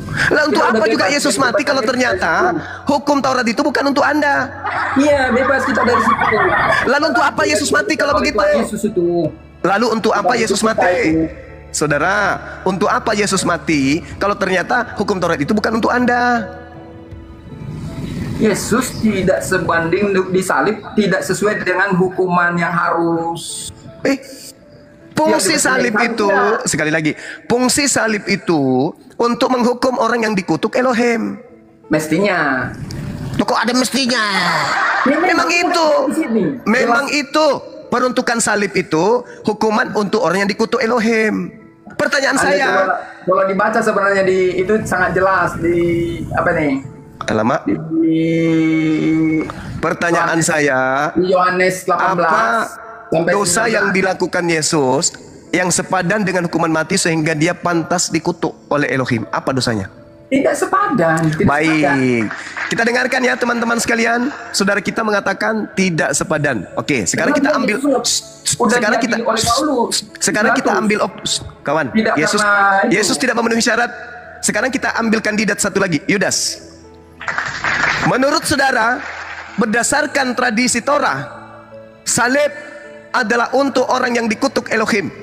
Apakah Yudas memenuhi syarat untuk disalib? Yudas itu ya tidak memenuhi syarat untuk disalib. Alasannya? Ya dia nggak biasanya kan mata ganti mata, nyawa ganti nyawa itu kan, atau berzina itu. Tuhan berkata di dalam Ulangan 27 nomor 25, terkutuklah orang yang makan suap. Apakah Yudas makan suap? Ya, kalau yang makan suap kan. Nah, apakah yang disalib ini? Apakah yang disalib ini orang yang dikutuk Tuhan? Yang disalib mana? Kalau Yesus nggak dikutuk Tuhan. Yesus tidak. Tadi kita sudah sepakat, Yesus tidak. Sekarang kita ambil Yudas. Apakah Yudas yang dikutuk karena makan suap itu memenuhi kriteria untuk disalib? Dia bunuh diri, bro. Dia bunuh diri. Saya tidak bahas itu, saudara. Apakah kemudian Yudas tadi, kok nggak bahas? Anda boleh baca Matius 27 nomor 5 kalau itu. Sekarang saya tanya, apakah Yudas yang dikutuk oleh Elohim memenuhi syarat untuk disalib? Ya nggak, Yudas nggak disalib. Nah, pertanyaan saya bukan itu loh. Pertanyaan saya, berdasarkan firman Tuhan di dalam Ulangan 27 nomor 25, terkutuklah dia yang makan uang suap. Berarti yang dikutuk yang makan suap. Yudas makan suap. Pertanyaan saya, apakah Yudas memenuhi syarat sebagai oknum yang harus disalib? Tidak. Nah, inilah yang dikatakan rahasianya Paulus. Salib itu adalah satu kebodohan bagi non-Yahudi. Yahudi, orang yang melakukan dosa, suap, kemudian berzina, itulah orang-orang yang memenuhi syarat untuk disalibkan. Anda mengatakan tidak, justru yang disalib adalah orang yang tidak dikutuk. Hebat Anda kan? Terima kasih Paulus. 1 Korintus 1:23 dia sudah bocorkan. Saudara, sebenarnya penyaliban itu adalah kebodohan bagi orang-orang non-Yahudi. Ini buktinya. Ini buktinya. Ini buktinya. Ini buktinya. Betapa bodohnya Anda. Jelas-jelas ya. Kita baca ini ayat 18. Kutuk hanya diberikan kepada pelaku dosa yang sepadan dengan hukuman mati. Syukran Bunda. Jadi enggak karena sepadan hukuman mati Yesus disalib, enggak. Loh, kenapa Anda harus mendudukkan Yesus sementara ada orang yang memenuhi syarat? Ya, kenapa? Memang itu pilihan tradisi di situ. Makanya sebut ini, aku baca di ayat 18. Sesudah mengatakan demikian, keluarlah Pilatus dari lagi mendapatkan orang-orang Yahudi dan berkata kepada mereka, aku tidak mendapati kesalahan apapun padanya. Nah, menurut Jelas? Tuhan, Jelas? menurut Tuhan, menurut hukum Tuhan, apakah Ini Yesus yang dengar, menurut hukum Tuhan, menurut hukum Tuhan, apakah saya baca dulu nih. Udah, saya udah paham itu. Saya udah bilang tadi, kakekmu belum lahir, saya sudah paham bebas. Menurut, dengar, kuncinya ada di Matius 27 nomor 18. Pilatus tidak menemukan sedikit pun kesalahan kepada Yesus. Orang-orang Yahudi, orang-orang mahkamah agama, dan juga orang Farisi, dan juga imam-imam kepala menyerahkan Yesus hanya karena dengki, bukan karena salah. Pertanyaan saya, apakah menurut Tuhan Yesus boleh disalib?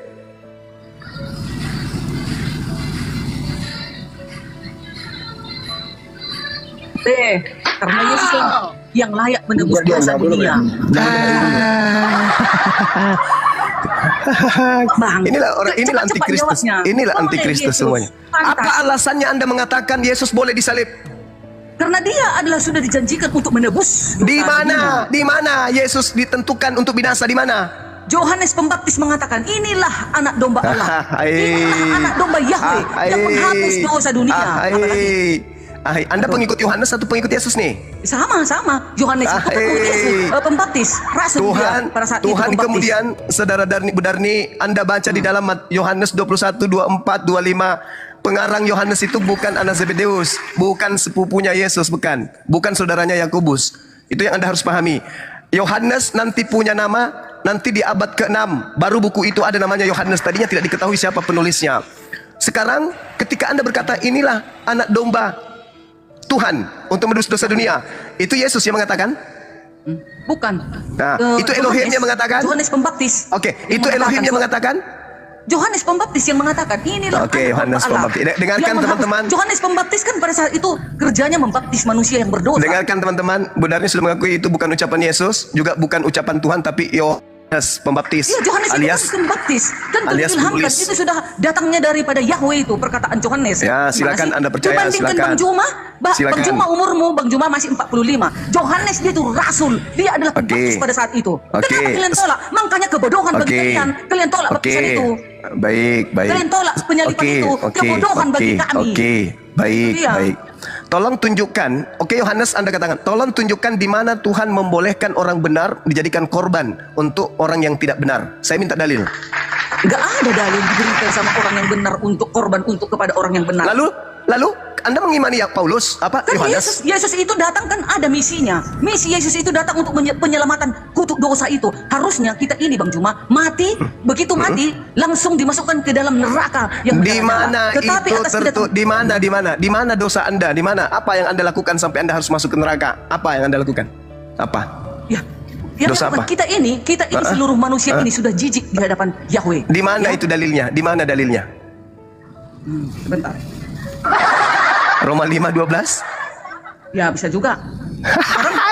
Ambil aja Yesaya 50 ayat 10. Tetapi Tuhan hendak meremukkan dia dengan kesakitan. Apabila ia menyerahkan dirinya sebagai korban penebus salah, ia akan melihat keturunannya, umurnya akan lanjut dan kehendak Yahweh Tuhan akan terlaksana olehnya. Ya Yesus ini.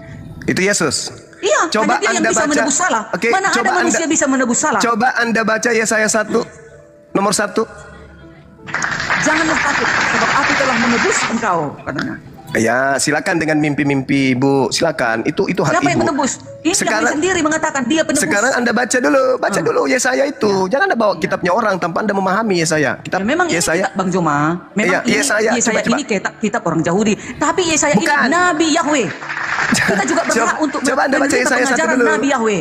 Coba Anda baca Yesaya 1 dulu. Itu dia. Udah ya Kristen ini. Iya, Tapi lengkap yang salah. dong. Bagaimana tidak lengkap om kitabnya orang diambil? Bang Juma merasa kebodohan kalau menerima Memang penyalipan kebodohan itu. sama yang dibilang Coba. Paulus. Bodoh. Coba saya tanya menerima Bu Darni, penyalipan, kata Paulus. saya tanya Bu Darni, salib itu bagi orang Yahudi itu kemuliaan atau kehinaan? Kehinaan. Oke, kehinaan. Yang dihukum di salib itu orang yang dimuliakan Tuhan atau orang yang dikutuk Tuhan? Orang yang dikutuk. Nah, berarti Yesus dikutuk. Yesus bukan dikutuk, tapi kutuk dosa yang dibawa Yesus, ya, menyelamatkan manusia dari kutuk dosa. Harusnya kutuk manusia mati. Ini Paulus sudah membocorkan itu. Paulus sudah membocorkan bahwa penyaliban itu adalah sebuah kebodohan. Iya, tapi Bang Juma salah mengerti di situ. Bukan salah mengerti. Ini Tengoklah, saya tanya Bu Darni, ayat ini penyaliban itu untuk orang yang dimuliakan atau untuk orang yang dikutuk?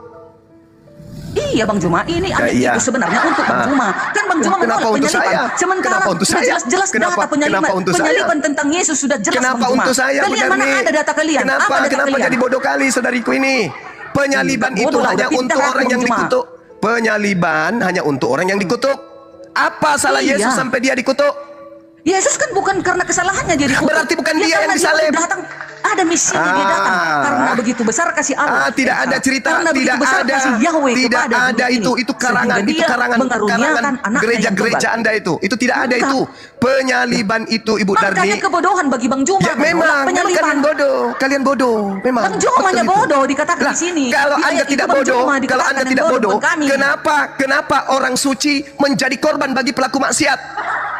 Ya, harus yang suci menebus dosa itu. Gak bisa orang yang kotor menebus dosa. Di mana dalilnya? Di mana dalilnya Elohim minta darah manusia untuk dosa-dosa manusia? Di mana dalilnya? Ya kan sudah dikatakan di dalam Yesaya tadi. Tetapi Tuhan bertindak meremukan dia dengan kita apabila dia menyerahkan dirinya sebagai saya minta Bu Darni sekolah dalami Yesaya. Saya bilang tadi, tolong baca Yesaya 1 sebelum Anda menjilat-jilat kitabnya orang.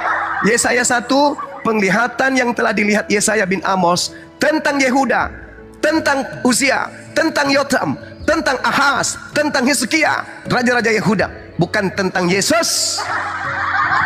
Semua yang tertulis dalam kitab Yesaya itu penglihatan yang dilihat oleh Yesaya bin Amos tentang Yehuda, tentang Yerusalem, tentang Yotam, tentang Ahaz, tentang Hizkia, raja-raja Yehuda. Tidak ada satupun penglihatan untuk Yesus. Sinilah ayatnya tentang nubuatan Yesus. Makanya di kitab sudah jelas-jelas sekali teman-teman. Sudah jelas-jelas sekali kawan-kawan. Bang Juma dulu. Kenapa ada kitab Yesaya di dalam Al-Qur'an? Sementara itu Nabi Allah. Kitab Yesaya itu penglihatan yang diberikan Tuhan kepada Yesaya. Ya udah, kenapa tidak ada di Al-Qur'an Bang Juma? Astagfirullahaladzim. Kenapa harus ada di Al-Quran? Harus, karena ini adalah alasannya apa? Emang lu pikir gue karena ini adalah Kristen Elohim, gak boleh dibuat. Emang ibu pikir kami ini serigala? Bang Juma di dalam Ibu pikir kami ini berimanlah engkau kepada kitab Nabi. Bang Juma, saudariku, Bang Juma, kami bukan orang Kristen yang suka mencuri kitabnya Yahudi. Maaf. Bukan mencuri. Lalu apa haknya orang Kristen menggunakan perjanjian lama? Nabi kita juga ini Bang Juma. Nabi kita juga. Aduh, benar nih. Di gereja boleh. Itu Nabi kita kan ciptaan Tuhan. Di gereja boleh. Di sini jangan. Saya tanya dulu Bang Juma, kenapa tidak ada kitab Yesaya di dalam Al-Quran sementara Yesaya adalah Nabi? Tentang Raja Yotam, tentang Ahaz, tentang Hizkia. Ngapain dicerita di Al-Quran? Kalian buat kitab Bu Darni benar. Izin. Teman-teman bantu tap layar ya, takut terungkat nih. Iya. Tap layar ya, teman-teman ya. Masya Allah. Ya, Bu Darni sambil minum dulu ya, Bu Darni ya, izin ya. Ya teman-teman. Jadi itu bantu tap layar. Itu penglihatan. Sudah gondok. Sebenarnya Bang Juma bilang dia seperti Yesus. Nah ini itu kau Bang Juma. Tadi ku dengar Abang Juma bilang Bang Juma serupa dengan Yesus. Betul sekali. Bang Juma serupa dengan Yesus. Dia manusia, ada dicatat, aku pun manusia. Untuk menghakimi dunia. Yesus manusia, aku juga manusia. Dia datang sebagai manusia, datang. Sebelum. Itulah kan, itu. Matius 4 nomor 4.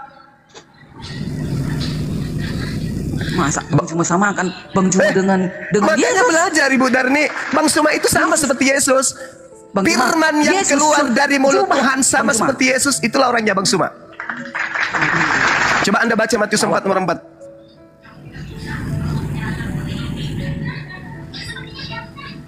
Oke. Jadi saudara-saudara sekalian, kembali kepada tema, karena Komal ini tidak punya tema, kita tentukan tema kita bahwa yang disalib itu adalah orang yang terkutuk. Orang yang dikutuk, benar-benar dikutuk oleh Elohim. Dan Nabi kita, Yesus, yang mereka sebut Yesus, sama sekali mereka tidak buktikan adanya kesalahan. Mereka ini, orang-orang Kristen zaman sekarang ini, sama seperti orang Yahudi yang menolak Yesus dan pingin kali Yesus itu mati. Bedanya, orang Yahudi yang pingin Yesus mati dengan orang Kristen ini adalah, orang Yahudi pingin Yesus mati karena mereka takut bangsa mereka dirampas oleh orang Roma. Sedangkan orang Kristen, mereka pingin kali Yesus mati karena mereka tidak punya nyali untuk mempertanggungjawabkan kelakuan mereka di hadapan pencipta langit dan bumi. Maka Yesus mereka jadikan sebagai tumbal untuk dosa-dosa mereka. Jadi orang yang berkongko-kongko bersama dengan orang-orang yang ingin membunuh Yesus, kata Yesus di dalam Yohanes nomor 37 sampai nomor 44 adalah anak-anak setan. Saya simpulkan sekali lagi, kata Yesus di dalam Yohanes 8 nomor 37 sampai 44, mereka yang menginginkan kematian Yesus hanyalah anak-anak iblis. Makanya Yesus berkata kepada orang Kristen kelak, enyahlah daripadaku, kalian semua adalah pembuat kejahatan. Kenapa kalian dianggap sebagai pembuat kejahatan? Karena kalian adalah anak-anak setan. Siapa pembuat kejahatan? Dalil, kalian, siapa lagi? Dalil mana? Hai, kalian mengajarkan Nabi Allah mati terkutuk? Nggak ada kami sebut mati terkutuk. Lalu yang menebus dosa kalian itu siapa? Dia bukan mati terkutuk. Dalilnya sudah sangat jelas. Galatia 3 nomor 13 masih juga kau sembunyikan itu. Nah, inilah kebodohan kan? Jelas-jelas Kristus telah menebus Kristen dari kutuk dengan jalan kutuk. Sebab Kristen, sebab ada tertulis terkutuk dia yang mati di atas tiang salib. Ente mengatakan dia tidak terkutuk. Itulah bodohnya saudara. Itulah jahilnya saudara. Itulah zalimnya saudara. Sadarilah, kalian memperjuangkan agar Yesus itu dibunuh, agar yang mati itu Yesus. Tak ubahnya seperti orang Yahudi, tak ubahnya seperti iblis yang merasuki Yudas agar Yesus itu mati. Antara kalian Kristen dengan iblis sama-sama menginginkan kemudian kematian terhadap Yesus. Saudara, ente semua Kristen dengan setan yang merasuki Yudas sama-sama ingin Yesus itu mati. Ente semua dan iblis satu misi. Satu misi kalian itu, menginginkan orang suci mati untuk kemaksiatan. Padahal di dalam Keluaran 23 nomor 7, apa kata Elohim di sana? Kalau Anda belajar, di sana terekam, sabar, di sana terekam. Salah itu. Kan itu masa lalu bro, masa yang sudah terjadi. Kok menginginkan lagi sekarang? Kena tombak, kena tombak, Gurunda, kena tombak. Sebentar Pak Mualaf, ya sebentar ya. Ya sebentar Pak Mualaf. Bang Andi, mau masuk dulu, Bang Andi. Ya. Teman-teman sambil dibantu ini ya, di apa namanya, kalau mau gift sambil yang kecil itu yang mawar teman-teman ya, ke Bang Jumanya jadi kuat gitu. Bang Andi barangkali mau masuk dulu Bang Andi. Saya izin dong sebentar. Oh iya silakan Bunda. Silakan Bunda. Mau di follow ya. Bu Darni, apa kabar Bu Darni? Baik Bunda. Udah ketemu. PR saya udah terjawab Bu Darni. Apa itu teh? Udah lupa banyak kali PR. Gimana sih? Ulang lagi. Saya akan bilang kalau Yesus itu tidak mengenal Kristen. Sudah ada jawaban belum? Belum ya? Mengenal dong. Gimana? Karena aku akan mendirikan jemaatku katanya. Kata siapa itu? Kata Yesus kepada Petrus. Mana? Coba bacain aja. Itulah jemaatnya. Mulai dari situlah Kristen menyebarlah sampai ke penjuru bumi. Itulah jemaatnya. Jangan bilang nggak dikenal Yesus Kristen. Kristen aja artinya pengikut Yesus. No, saya tahu itu. Darni mengenal Yesus, tapi Yesusnya mengenal ibu nggak? Mengenal Kristen nggak? Dong. Pastilah mengenal domba-dombanya. Aku mengenal domba-dombaku kata Yesus. Ya kita naikin lagi Bang Juma ya. Ya satu slot itu Bang Juma ini, tinggal satu slot ini. PR dulu ya. Aduh. Jawab, itu jawabannya. Dia akan mendirikan jemaat-jemaatnya. Aku akan mendirikan jemaat-jemaatku. Kristen itu tahun berapa? Selesai. Inilah kami jemaatnya orang Kristen semua. Walaupun berpecah-pecah Kristen ini, tapi itulah Kristen. Itu sih iya. Pengikut Yesus. Izin teman-teman ya yang di ini. Sisa satu kursi lagi teman-teman, maaf ya. Itu kalau jawaban yang benar itu memang Kristen didirikan tahun berapa, Yesus tahun berapa, itu nggak nyambung Bu. Gak nyambung, kan ada murid-muridnya menyebarkan. Makanya Yesus mengatakan, pergilah ke seluruh bangsa, ajarlah mereka Darni, baptislah mereka di dalam nama Bapa, Putra, dan Roh Kudus. Aku menyertai engkau sampai akhir zaman. Kata Yesus. Luar biasa, Bu Darni masih semangat ya. Cukup Ani, terlalu. Cukup Ani. Aku penginjil bukan apologet, aku penginjil. Mantap, mantap. Di bawah. Terlalu. Yang komentar naik. Terlalu. Kasihlah tambah. Untuk mendel. Iya. Kirim kayak Bunda Mila kirim kayak paus hus katanya tadi. Mau saya tuh buat mualaf atau buat guru, udah gitu aja. Jadi kalau ada mualaf sorry. Iyalah, aja aku nempel ban. Jual ban aja aku biar lewat paus, enggak apa-apa. PR ya Mas ya. Bikin dalil yang nyata ya bahwa Kristen mengenal Bang Juma kemana? Yesus mengenal Kristen. Ketombak Kan banyak dipanggil dari tadi. Tombak Bang Juma. Iya kan banyak akunnya. Ya sebentar ya. Betul, memang akunnya banyak tapi yang nombak banyak juga Bu Darni. Ini Bang Juma jangan keras-keras kali biar nggak ditombak. Tadi saya teleponan tadi sama Presiden Burundi, jadi nggak sempat. Menurut informasi dari Presiden Burundi, gantilah yang ada di Indonesia itu jadi Bible lagi gitu loh. Jadi nanti kalau Ibu Darni bawa Alkitab ke sono nggak laku, ganti katanya jadi Bible dulu, gitu katanya, gitu benar nih. Kalau aku mau aja diganti nih. Kata Allah ini ke Yahweh.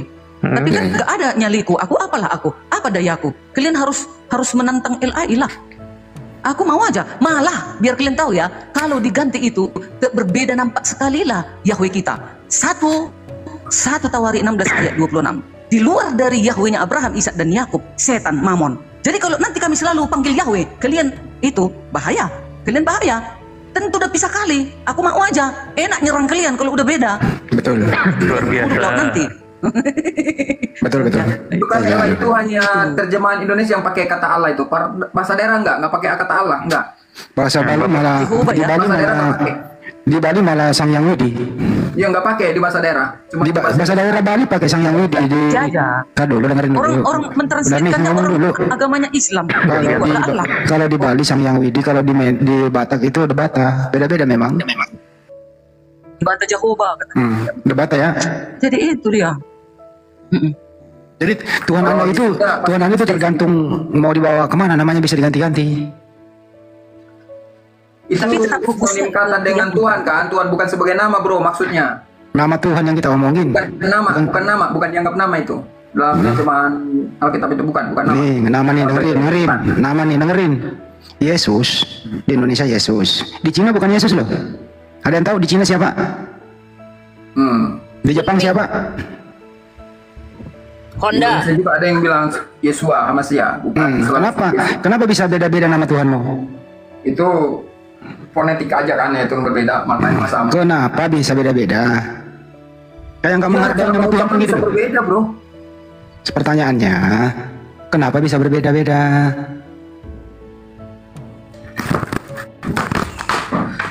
Bang Handi, tengok ya.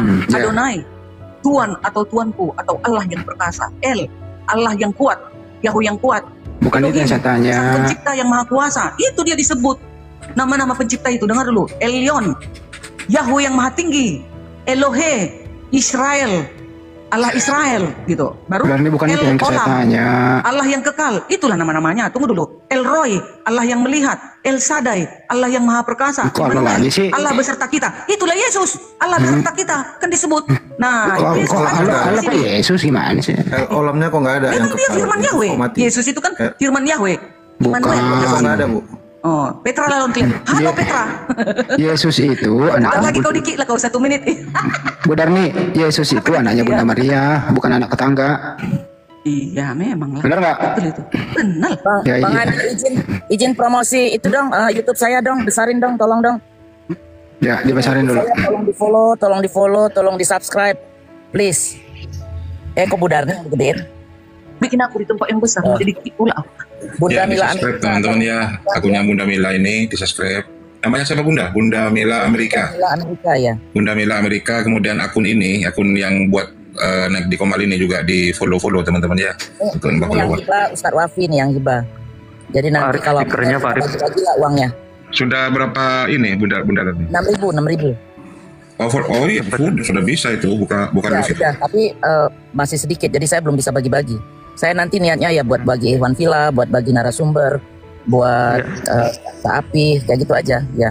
Iya. Bunda Mila mestinya harus punya admin, Bunda. Admin ya, itu saya lagi nyari. Kan Pak D lagi sibuk, mungkin saya minta tolong Indah dulu kali. AM Januari itu mungkin. Terima kasih semua ya. Terima kasih, Bun. Oke lah ya host, Bunda. Bentar dulu Bunda, benar nih. Nama asli anaknya Bunda Maria siapa sih? Nama aslinya dia waktu lahir itu. Kalau iya, Isa Al-Masih bahasa Aramaiknya kan? Nah, itu ya. Isa Al-Masih. Bagusin kami ya, masih punya lagunya itu. Kamu udah dijawab, Isa Al-Masih. Kenapa? Udah nih, udah. Kenapa dirubah jadi Yesus ya? Kan Aramaik. Enggak kena kenapa dirubah jadi Yesus? Yesus itu kan di Yunani.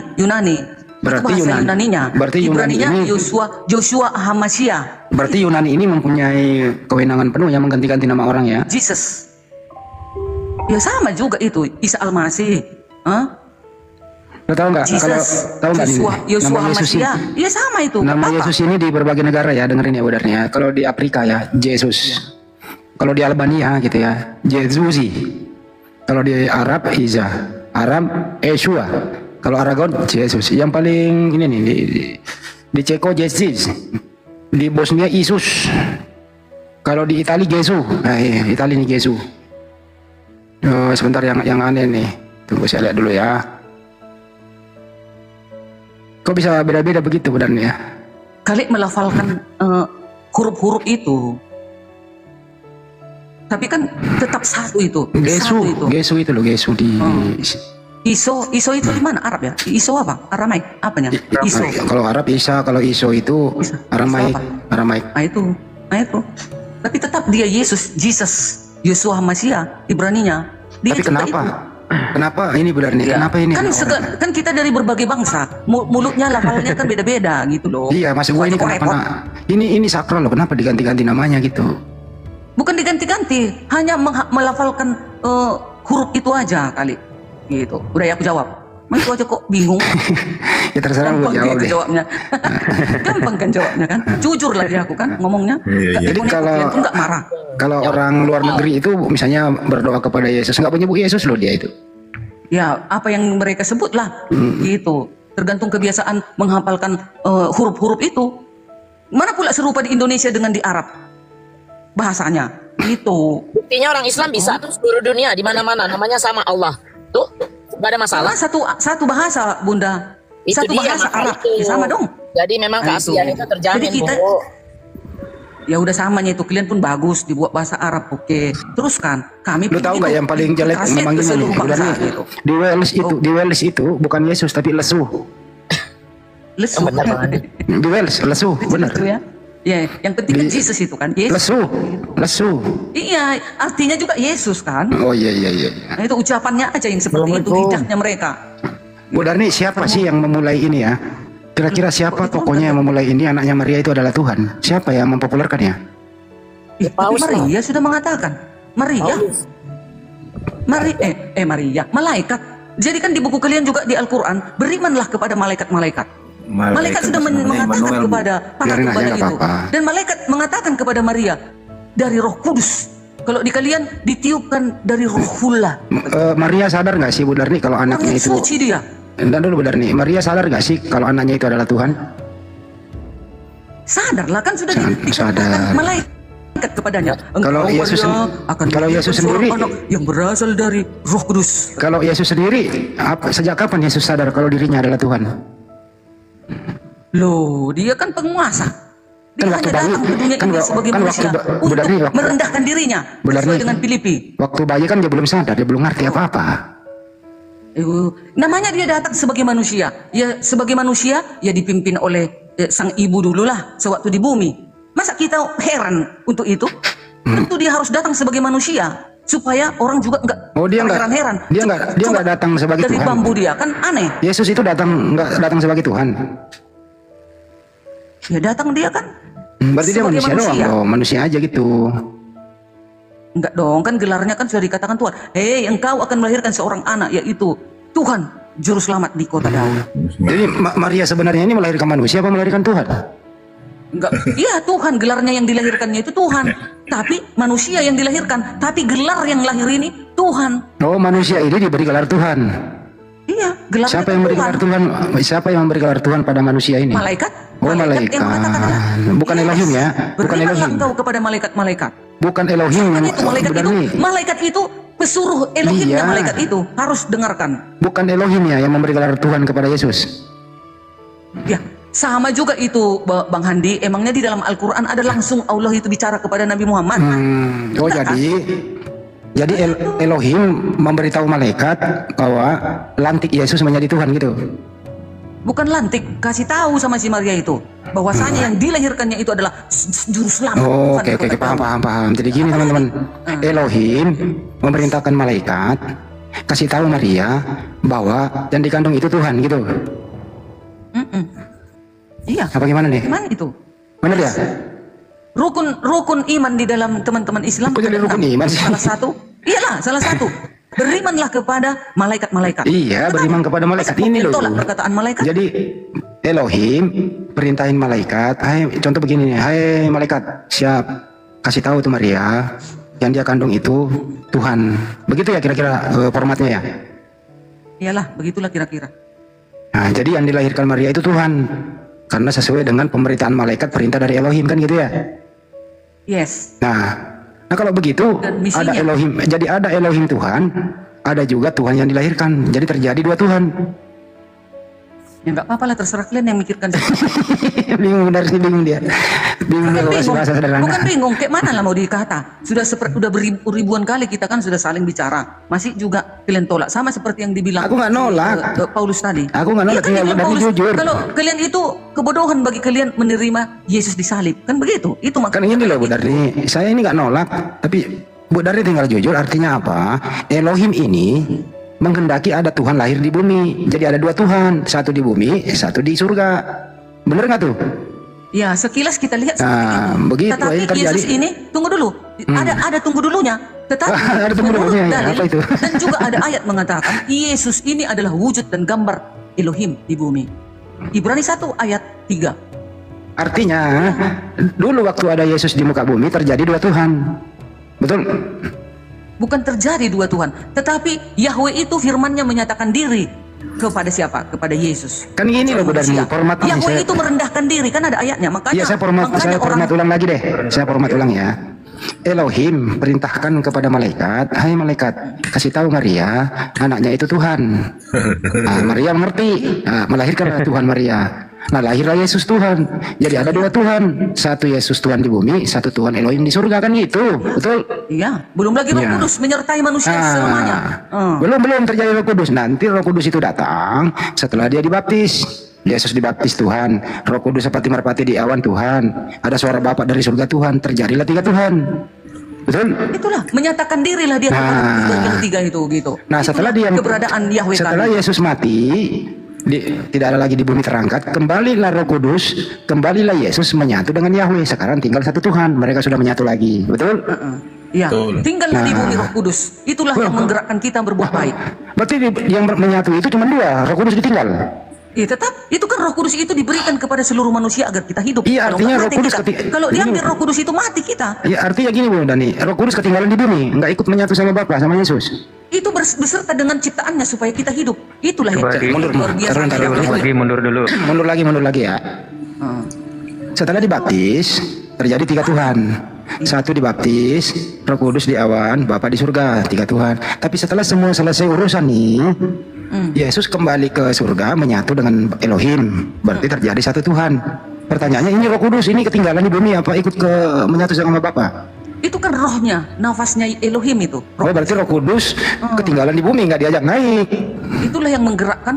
Nah, gitu. Jadi di surga itu hanya dua Tuhan yang menyatu, Bapa dan Yesus menyatu. Itu sudah satu itu. Tetapi roh itu harus berserta dengan kita. Ya, jadi sekarang di surga. Jadi sekarang di surga ini menjadi oneness, betul? Ya, nggak apa-apa, betul. Nah, gitu. Tadinya di bumi Trinitas. Makanya nanti tunggu dulu, Bang Handi. Makanya nanti di dalam Quran surat Al-Qiyamah kalian akan melihat Tuhan kalian. Dengar, iya, kalian akan melihat Tuhan kalian itu katanya. Begitu juga dengan kami Kristen. Biarin lagi. Bukan di dunia lagi, bukan nih. Biarin nggak usah, nggak apa-apa. Jadi nanti kiamat, hari Jadi kiamat, kesimpulannya, kami akan melihat Tuhan kami gitu. Bu Darni, jadi kesimpulannya, waktu Yesus ada di bumi terjadi Trinitas. Setelah Yesus naik ke surga menjadi oneness gitu kan? Kembali, dia kan awalnya pun dia kan memang Esa. Iya, oh iya, saya mulai dari awal dulu. Yang ke bumi setelah sudah melakukan pekerjaannya dia ke Yesus, ke Bapa, ke Roh Kudus. Iya, saya ulang menyatakan ya. dirilah Yahweh itu kepada yang ketiga ini. Iya, ini saya mau ulang dulu. Gitu. Tadinya dia oneness. Iya. Tapi dia Tadinya berpencar dia ke bumi menjadi Trinitas. Nah, setelah selesai urusannya di bumi kembali menjadi oneness, betul? Yo, betul. Betul. Kembali lagi kita tanya sekarang di surga. Begitu dong, dipermudah sama Andi Silebes itu pemuda itu loh. Iya. Tapi berubah, Bang Andi. Apa itu? Berubahnya adalah persoalannya ini ya, Roh Kudus ketinggalan di bumi, nggak ikut jadi oneness dia. Itu kan Roh Kudus itu kan Kalau saya bukan itu berubahnya, Bang Andi. bekerja kepada Apa seluruh itu? manusia Anak Maria agar kita hilang. hidup. Ya, izin Bu Darni, izin masuk sedikit. Kan pada awalnya itu kan yang ada adalah Yahweh ya, Bu Darni ya. Betul. Belum ada Yesus, adanya Firman dan Roh. Betul. Ya, Betul. Firman itulah itu Yesus itu. Ya, Sudah siap. bersama dengan Yahweh itu dia gitu. Siap. Kemudian Firman turun menjadi manusia. Ya kan Bu Darni ya? Selesai urusan, yang naik masih manusia ya Bu Darni? Yang naik tubuh kemuliaan lah yang naik ke surga Tubuh itu. kemuliaan naik nih ke langit kan? Naik ke langit. Tadi pernyataan dari Bu Darni, Yahweh bersatu dengan Yesus. Jadi menjadi Esa satu. Esa lagi dia. Menjadi Yesus atau menjadi Yahweh? Menjadi Yesus nanti yang menjadi Yesus. Gitu Bang Andi. Yang semula enggak ada Yesus, sekarang setelah naik yang ada Yesus Yahweh. Assalamualaikum warahmatullahi wabarakatuh. Waalaikumsalam. Jadi pada mulanya adalah Yahweh itu sendiri. Kemudian Firman ini lepas ke bumi menjadi Tuhan, yaitu Yesus, berpencar dia. Kemudian Roh Kudus juga berpencar menjadi 3. Nah, setelah semua selesai tugasnya, Roh Kudus ketinggalan di bumi. Firman ini yang namanya Yesus kembali menyatu dengan Yahweh, tapi bukan Yahweh lagi namanya, diganti namanya menjadi Yesus. Salah, Bang Adi, bukan ketinggalan Roh Kudus. Ini tunggu ya, aku baca dalil. Ya, gimana? Nih, ya. 2 Korintus 3 ayat 17, sebab Tuhan adalah Roh, dan di mana ada Roh Allah, Roh Yahweh, di situ ada kemerdekaan, ya. Jadi kita ini seluruh manusia ini harus ada roh. Kalau tidak mati kita, ya. Sudah itu Yesaya 63 ayat 11. Di manakah dia yang menaruh Roh Kudusnya dalam hati mereka? Matius 28 ayat 19. Baptislah dalam nama Bapa, Putra dan Roh Kudus. Tetap ada Roh Kudus itu. Itu sudah selesai Bu Darni. Ini lagi Mazmur 51 ayat 13. Janganlah membuang aku dari hadapanmu, dan janganlah mengambil rohmu yang kudus daripada aku. Sebelum saya lanjut, Bu Darni izin. Tunggu dulu Bang Andi. Kalau diambil Yahweh Roh Kudus, rohnya daripada kita, matilah kita. Ya, Roh Kudus itu sekarang ini ikut bersama Yesus ke surga atau ketinggalan di bumi? Itu berada di manusia. Oke, berarti Roh Kudus ketinggalan di bumi, masih ada di bumi sekarang. Jadi pertamanya itulah yang dibilangnya, aku akan meminta kepada Bapa sebagai penghibur gitu. Jadi pertama Elohim dulu sendiri, kemudian Elohim berfirman jadi Yesus. Yesus ini juga Tuhan bersama Roh Kudus. Terjadi 3 cabang nih, 3 cabang. Elohim, Yesus dan Roh Kudus. Selesai semua urusan di bumi. Yesus kembali ke tempatnya, bukan lagi menjadi Elohim, tetapi Elohim sudah nggak ada, menjadi Yesus. Jadi sekarang Tuhan Bu Darni sendiri Yesus, Roh Kudus ditinggal di bumi, begitu ya? Begitulah. Nah, begitulah. Itu tepuk tangan. Kan Yesus di bumi kan wujud tepuk tangan dulu dong. Begitulah. Setelah dia kembali, makanya nanti kami umat Kristen yang kami lihat itu ya Yesus itu yang kelihatan itu. Nggak mungkin kita kelihatan. Jangan diganggu Bu Darni. Jadi nah, pertanyaan sekarang Bu Darni, ini dia agak menjadi bener ini, aku lagi penasaran ini. Tadi kita udah ada kelana 2 ya, kita kembali ke Satria Bergitar penasaran gitu. Pertanyaannya dengan penasaran ini anak Maria sekarang ada di mana? Enggak perlu lagi dicari-cari anak Maria. Enggak perlu lagi dicari. Dia kan sudah kembali ke tahtanya. Jadi waktu dia ke bumi itu hanya dipakai rahim Maria sementara. Karena Maria ini kan darah gadis yang suci, yang selalu menjalankan kebenaran. Jadi Maria ini hanya jadi Maria ini sebagai wadah yang dipakai begitu. Iya, karena dia kudus, dia tak pernah disentuh para pria. Jadi jasa-jasanya Bunda Maria itu nggak dihitung-hitung gitu loh, jasa-jasanya. Jasanya nanti kelak dia akan dijemput ke surga. Nah itu, udah pasti masuk surga Maria, Bunda Maria. Pasti udah masuk surga dia. Nah, di surga ini Bunda Maria sama Yesus ini statusnya sebagai bukan lagi ibu dan anak. Sekarang Bunda Maria kan masih di bumi. Nanti. Iya, maksudnya nanti statusnya. Sekarang ini loh, atau nanti status antara Yesus dan Bunda Maria ini masih ibu anak atau udah enggak lagi? Sekarang?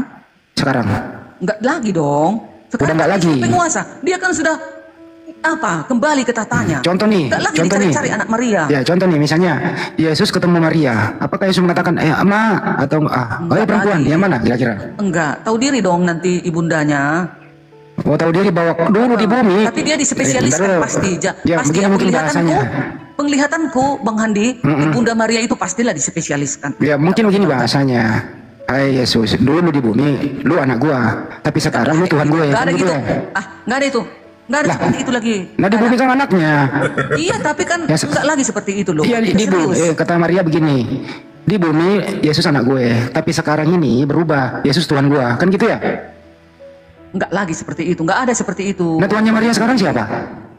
Iya, enggak ada pertanyaan-pertanyaan seperti itu. Kalau sudah kita nanti terangkat, sudah setelah Yesus datang kedua kali menjemput kita akan dijemput orang-orang yang percaya, yang berpakaian kain lenan tadi. Jadi Yesus menyambut kita pengantinnya. Inilah yang kalian bilang yang pengantin itu. Itulah maksudnya itu. Pengantin maksudnya bukan ewe-ewe ya. Bukan jangan kami.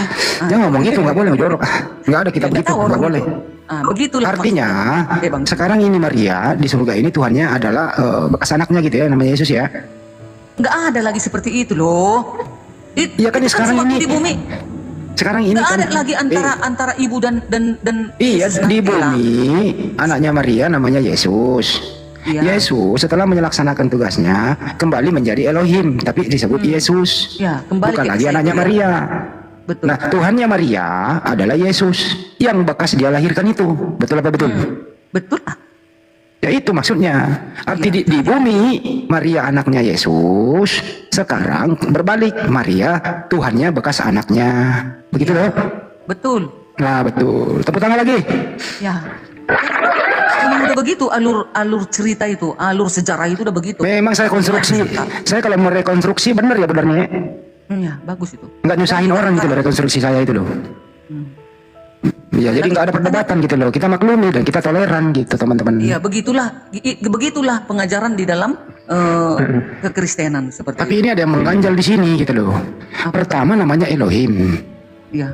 Firman ini keluar menjadi Yesus. Kenapa Yesus kembali ini bukan Elohim? Kenapa dia mengkudeta nama Elohim gitu loh? Sudah yang nyata. Ini sekarang dulu berani saya belum selesai gitu loh ya. Pertama Elohim berfirman mengeluarkan Yesus. Yesus kembali.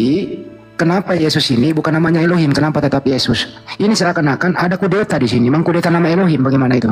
Enggak kudeta, karena dia kan yang maha kuasa. Dia yang menentukan. Karena sewaktu Yesus datang ke bumi kan namanya Yesus. Jadi kami nanti bertemu dengan dia juga yang kami lihat Yesus itu. Gitu. Jadi sekarang Elohim udah nggak ada menjadi Yesus ya? Sudah bersama, iya sudah bersama kan udah kembali kepada Yesus. Tapi kenapa ada data? Ini menjadi masalah nih. Nah, saya pakai data dikit ya untuk segar-segar dikit nih. Lukas 22 ayat 9. Mulai saat ini anak manusia duduk di sebelah kanan Elohim. Ya. Ini duduk di sebelah kanan nggak menyatu dia. Oke. Artinya ini ya. Gimana artinya itu? Duduk di sebelah kanan. Semua yang di sebelah kanan kekuasaan penuh. Presiden aja selalu di sebelah kanan. Jadi kenapa dikatakan duduk di sebelah kanan? Nggak ada dikatakan di kiri Elohim, di kanan Yesus. Bukan seperti itu. Tapi kekuasaan penuh kepada yang kelihatan itu, kepada Yesus. Gitu. Jadi yang di surga ini, yang di surga sekarang ini tunggal. Yang mana yang tunggal? Yesus kah atau Elohim? Yang tunggal Yesus lah. Sudah di sini Yesus yang tunggal. Itu. Berarti Yesus ini makar. Dia kudeta Elohim. Iya. Terserah kalian lah mau makar. Nantilah dilihat setelah kedatangannya.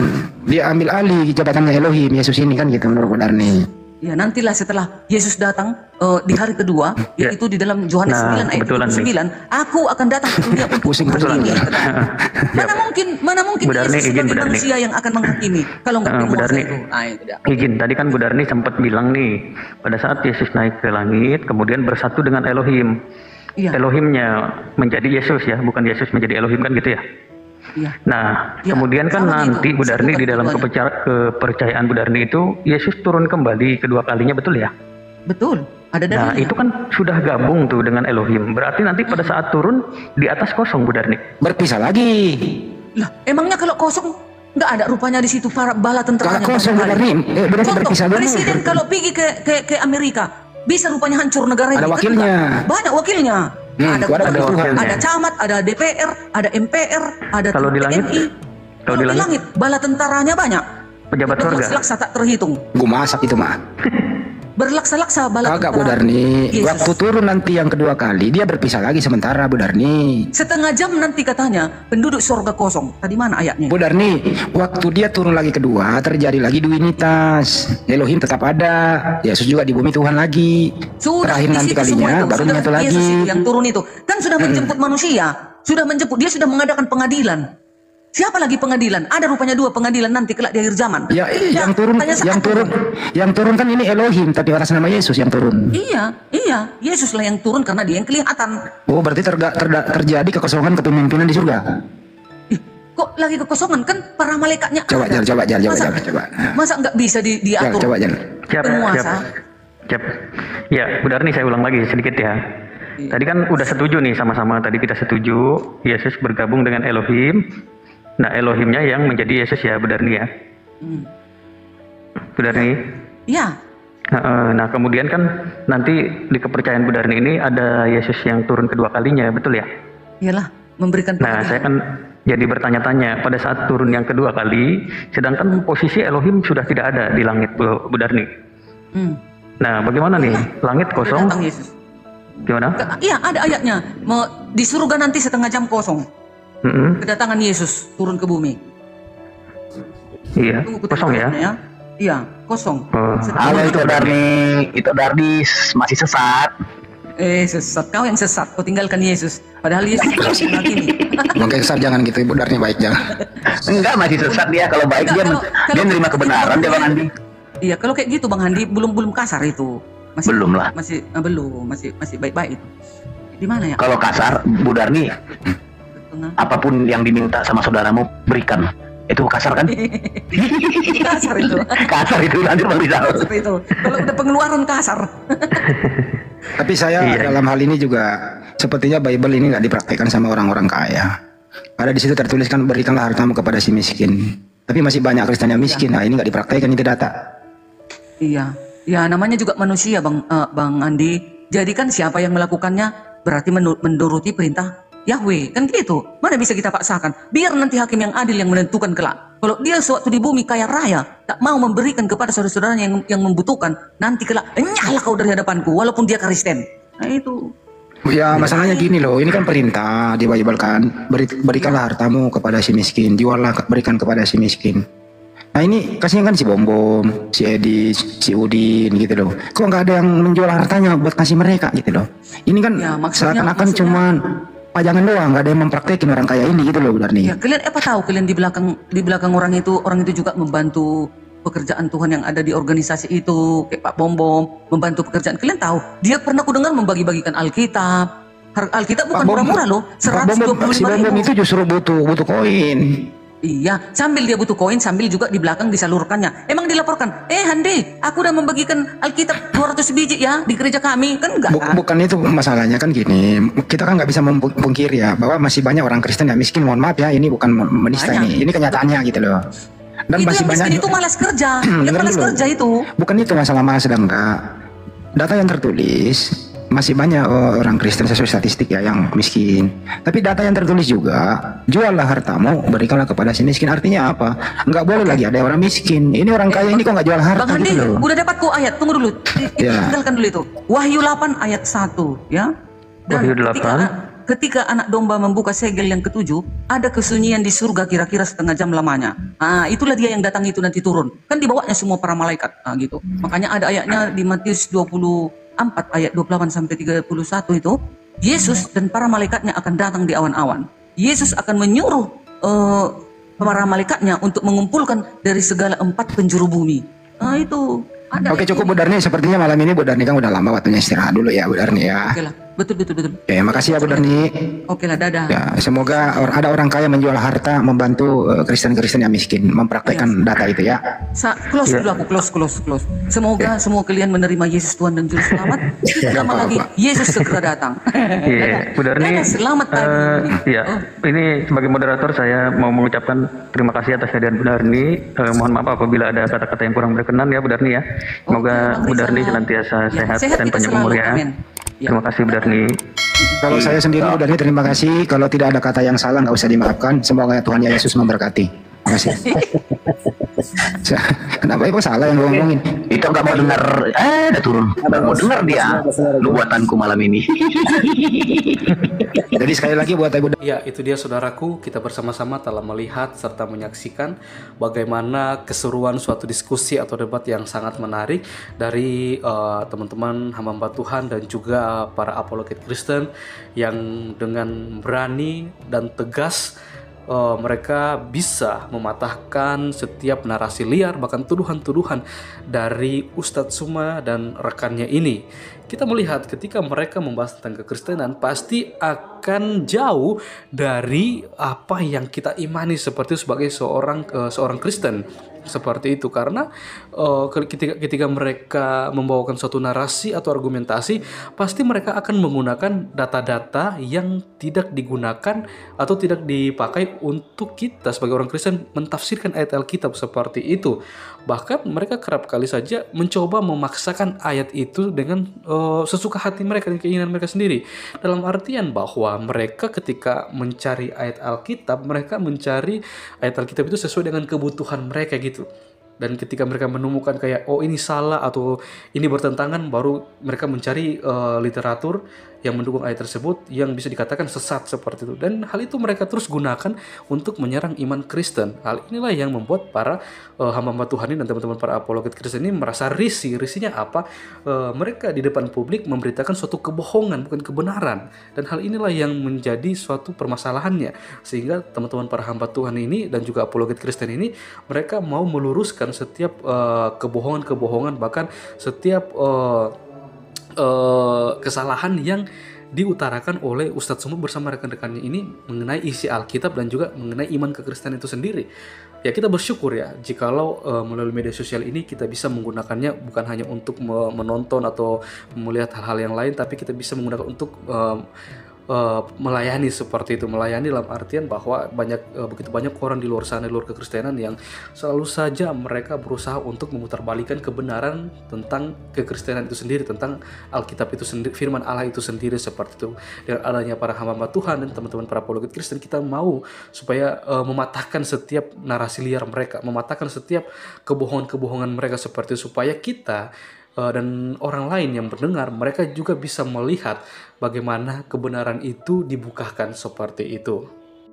Oke saudaraku, sebelum saya menutup video ini, saya akan membagikan satu renungan untuk kita semua, dan kiranya renungan ini boleh memberkati kita semua, yang dimana terambil dari 1 Timotius 4 ayat yang ke-12. Di situ dikatakan, jangan seorang pun menganggap engkau rendah karena engkau muda. Jadilah teladan bagi orang-orang percaya dalam perkataanmu, dalam tingkah lakumu, dalam kasihmu, dalam kesetiaanmu, dan dalam kemurnianmu. Saudaraku yang terkasih, firman Tuhan ini saya berikan satu tema, yaitu teladan hidup. Nama Ki Hajar Dewantara erat dengan dunia pendidikan Indonesia. Beliau adalah Menteri Pendidikan pertama Republik Indonesia. Tanggal kelahirannya ditetapkan pemerintah menjadi Hari Pendidikan Nasional, sama seperti hari yang kita rayakan saat ini, yang kita peringati tanggal 2 Mei tentang Hari Pendidikan Nasional. Semboyan Ki Hajar Dewantara yang terkenal adalah Ing Ngerasa Sung Tulada, Ing Madya Mangun Karsa, Tutwuri Handayani, yang berarti di depan memberi contoh, di tengah memberi semangat, di belakang memberi dorongan. Bagi beliau, keteladanan seorang pendidik memegang peran petinggi bagi setiap anak didiknya. Ya, kalau kita merefleksikan, melihat kembali soal debat atau diskusi, kita tidak melihat bagaimana seorang Ustadz Suma dan juga rekannya memberikan contoh teladan kepada orang lain seperti itu. Tapi bukan saya membedakan, tapi kalau saya melihat bagaimana para hamba Tuhan ini, mereka sangat baik. Mereka tetap memberikan contoh teladan yang baik, bagaimana semestinya kita sebagai seorang percaya, seorang Kristen yang penuh dengan kasih. Hal yang sama ditekankan pula oleh Rasul Paulus kepada Timotius, anak rohaninya, saat melayani di gereja Efesus. Bagi Paulus, Timotius diharapkan bukan saja cakap mengajar dan berkhotbah, serta pandai dalam mengatur pelayanan gereja. Yang tidak kalah penting adalah menjadi teladan bagi semua orang percaya dalam perkataan, dalam tingkah laku, dalam kasih, dan dalam kesetiaan, dan dalam kemurniannya. Bukan hanya kepada orang percaya, tapi kepada siapapun. Kita juga harus tetap menjadi teladan seperti tanpa memandang bulu, ras, agama, atau suku apapun seperti itu. Ya, menjadi teladan tidak perlu menunggu seorang menjadi tua terlebih dahulu. Yang terpenting, Timotius harus menjaga dirinya dan ajarannya supaya menjadi contoh yang baik. Memang sebuah teladan akan berbicara lebih kuat dari ribuan kata-kata. Kebenaran yang sama terus mengingatkan kita sebagai orang yang percaya, kita perlu memperhatikan hidup kita. Apakah kita sedang menunjukkan cara hidup yang benar? Orang lain akan memperhatikan apakah hidup kita menjadi teladan yang baik bagi orang lain di sekitar atau malah sebaliknya. Sungguh akan menjadi kesaksian yang buruk jikalau perilaku kita sebagai orang Kristen tidak selaras dengan firman Tuhan. Saudaraku, kiranya renungan ini boleh menjadi berkat bagi kita semua, dan kita juga terus menjadi teladan dimanapun kita berada, bagi siapapun dan dimanapun kita tetap memegang karakter Kristus dalam kehidupan kita. Dan kita terus berdoa untuk teman-teman para hamba Tuhan, apalagi Kristen dimanapun mereka berada, supaya mereka juga terus dipakai Tuhan, diberkati Tuhan dalam pelayanan mereka, dan apapun menjadi pergumulan mereka, biarlah Tuhan sendiri terus campur tangan, memberikan jawaban yang terbaik daripada Tuhan itu sendiri. Sekian video dari saya di hari ini, sampai berjumpa di video-video saya selanjutnya. Kiranya Tuhan Yesus memberkati kita semua.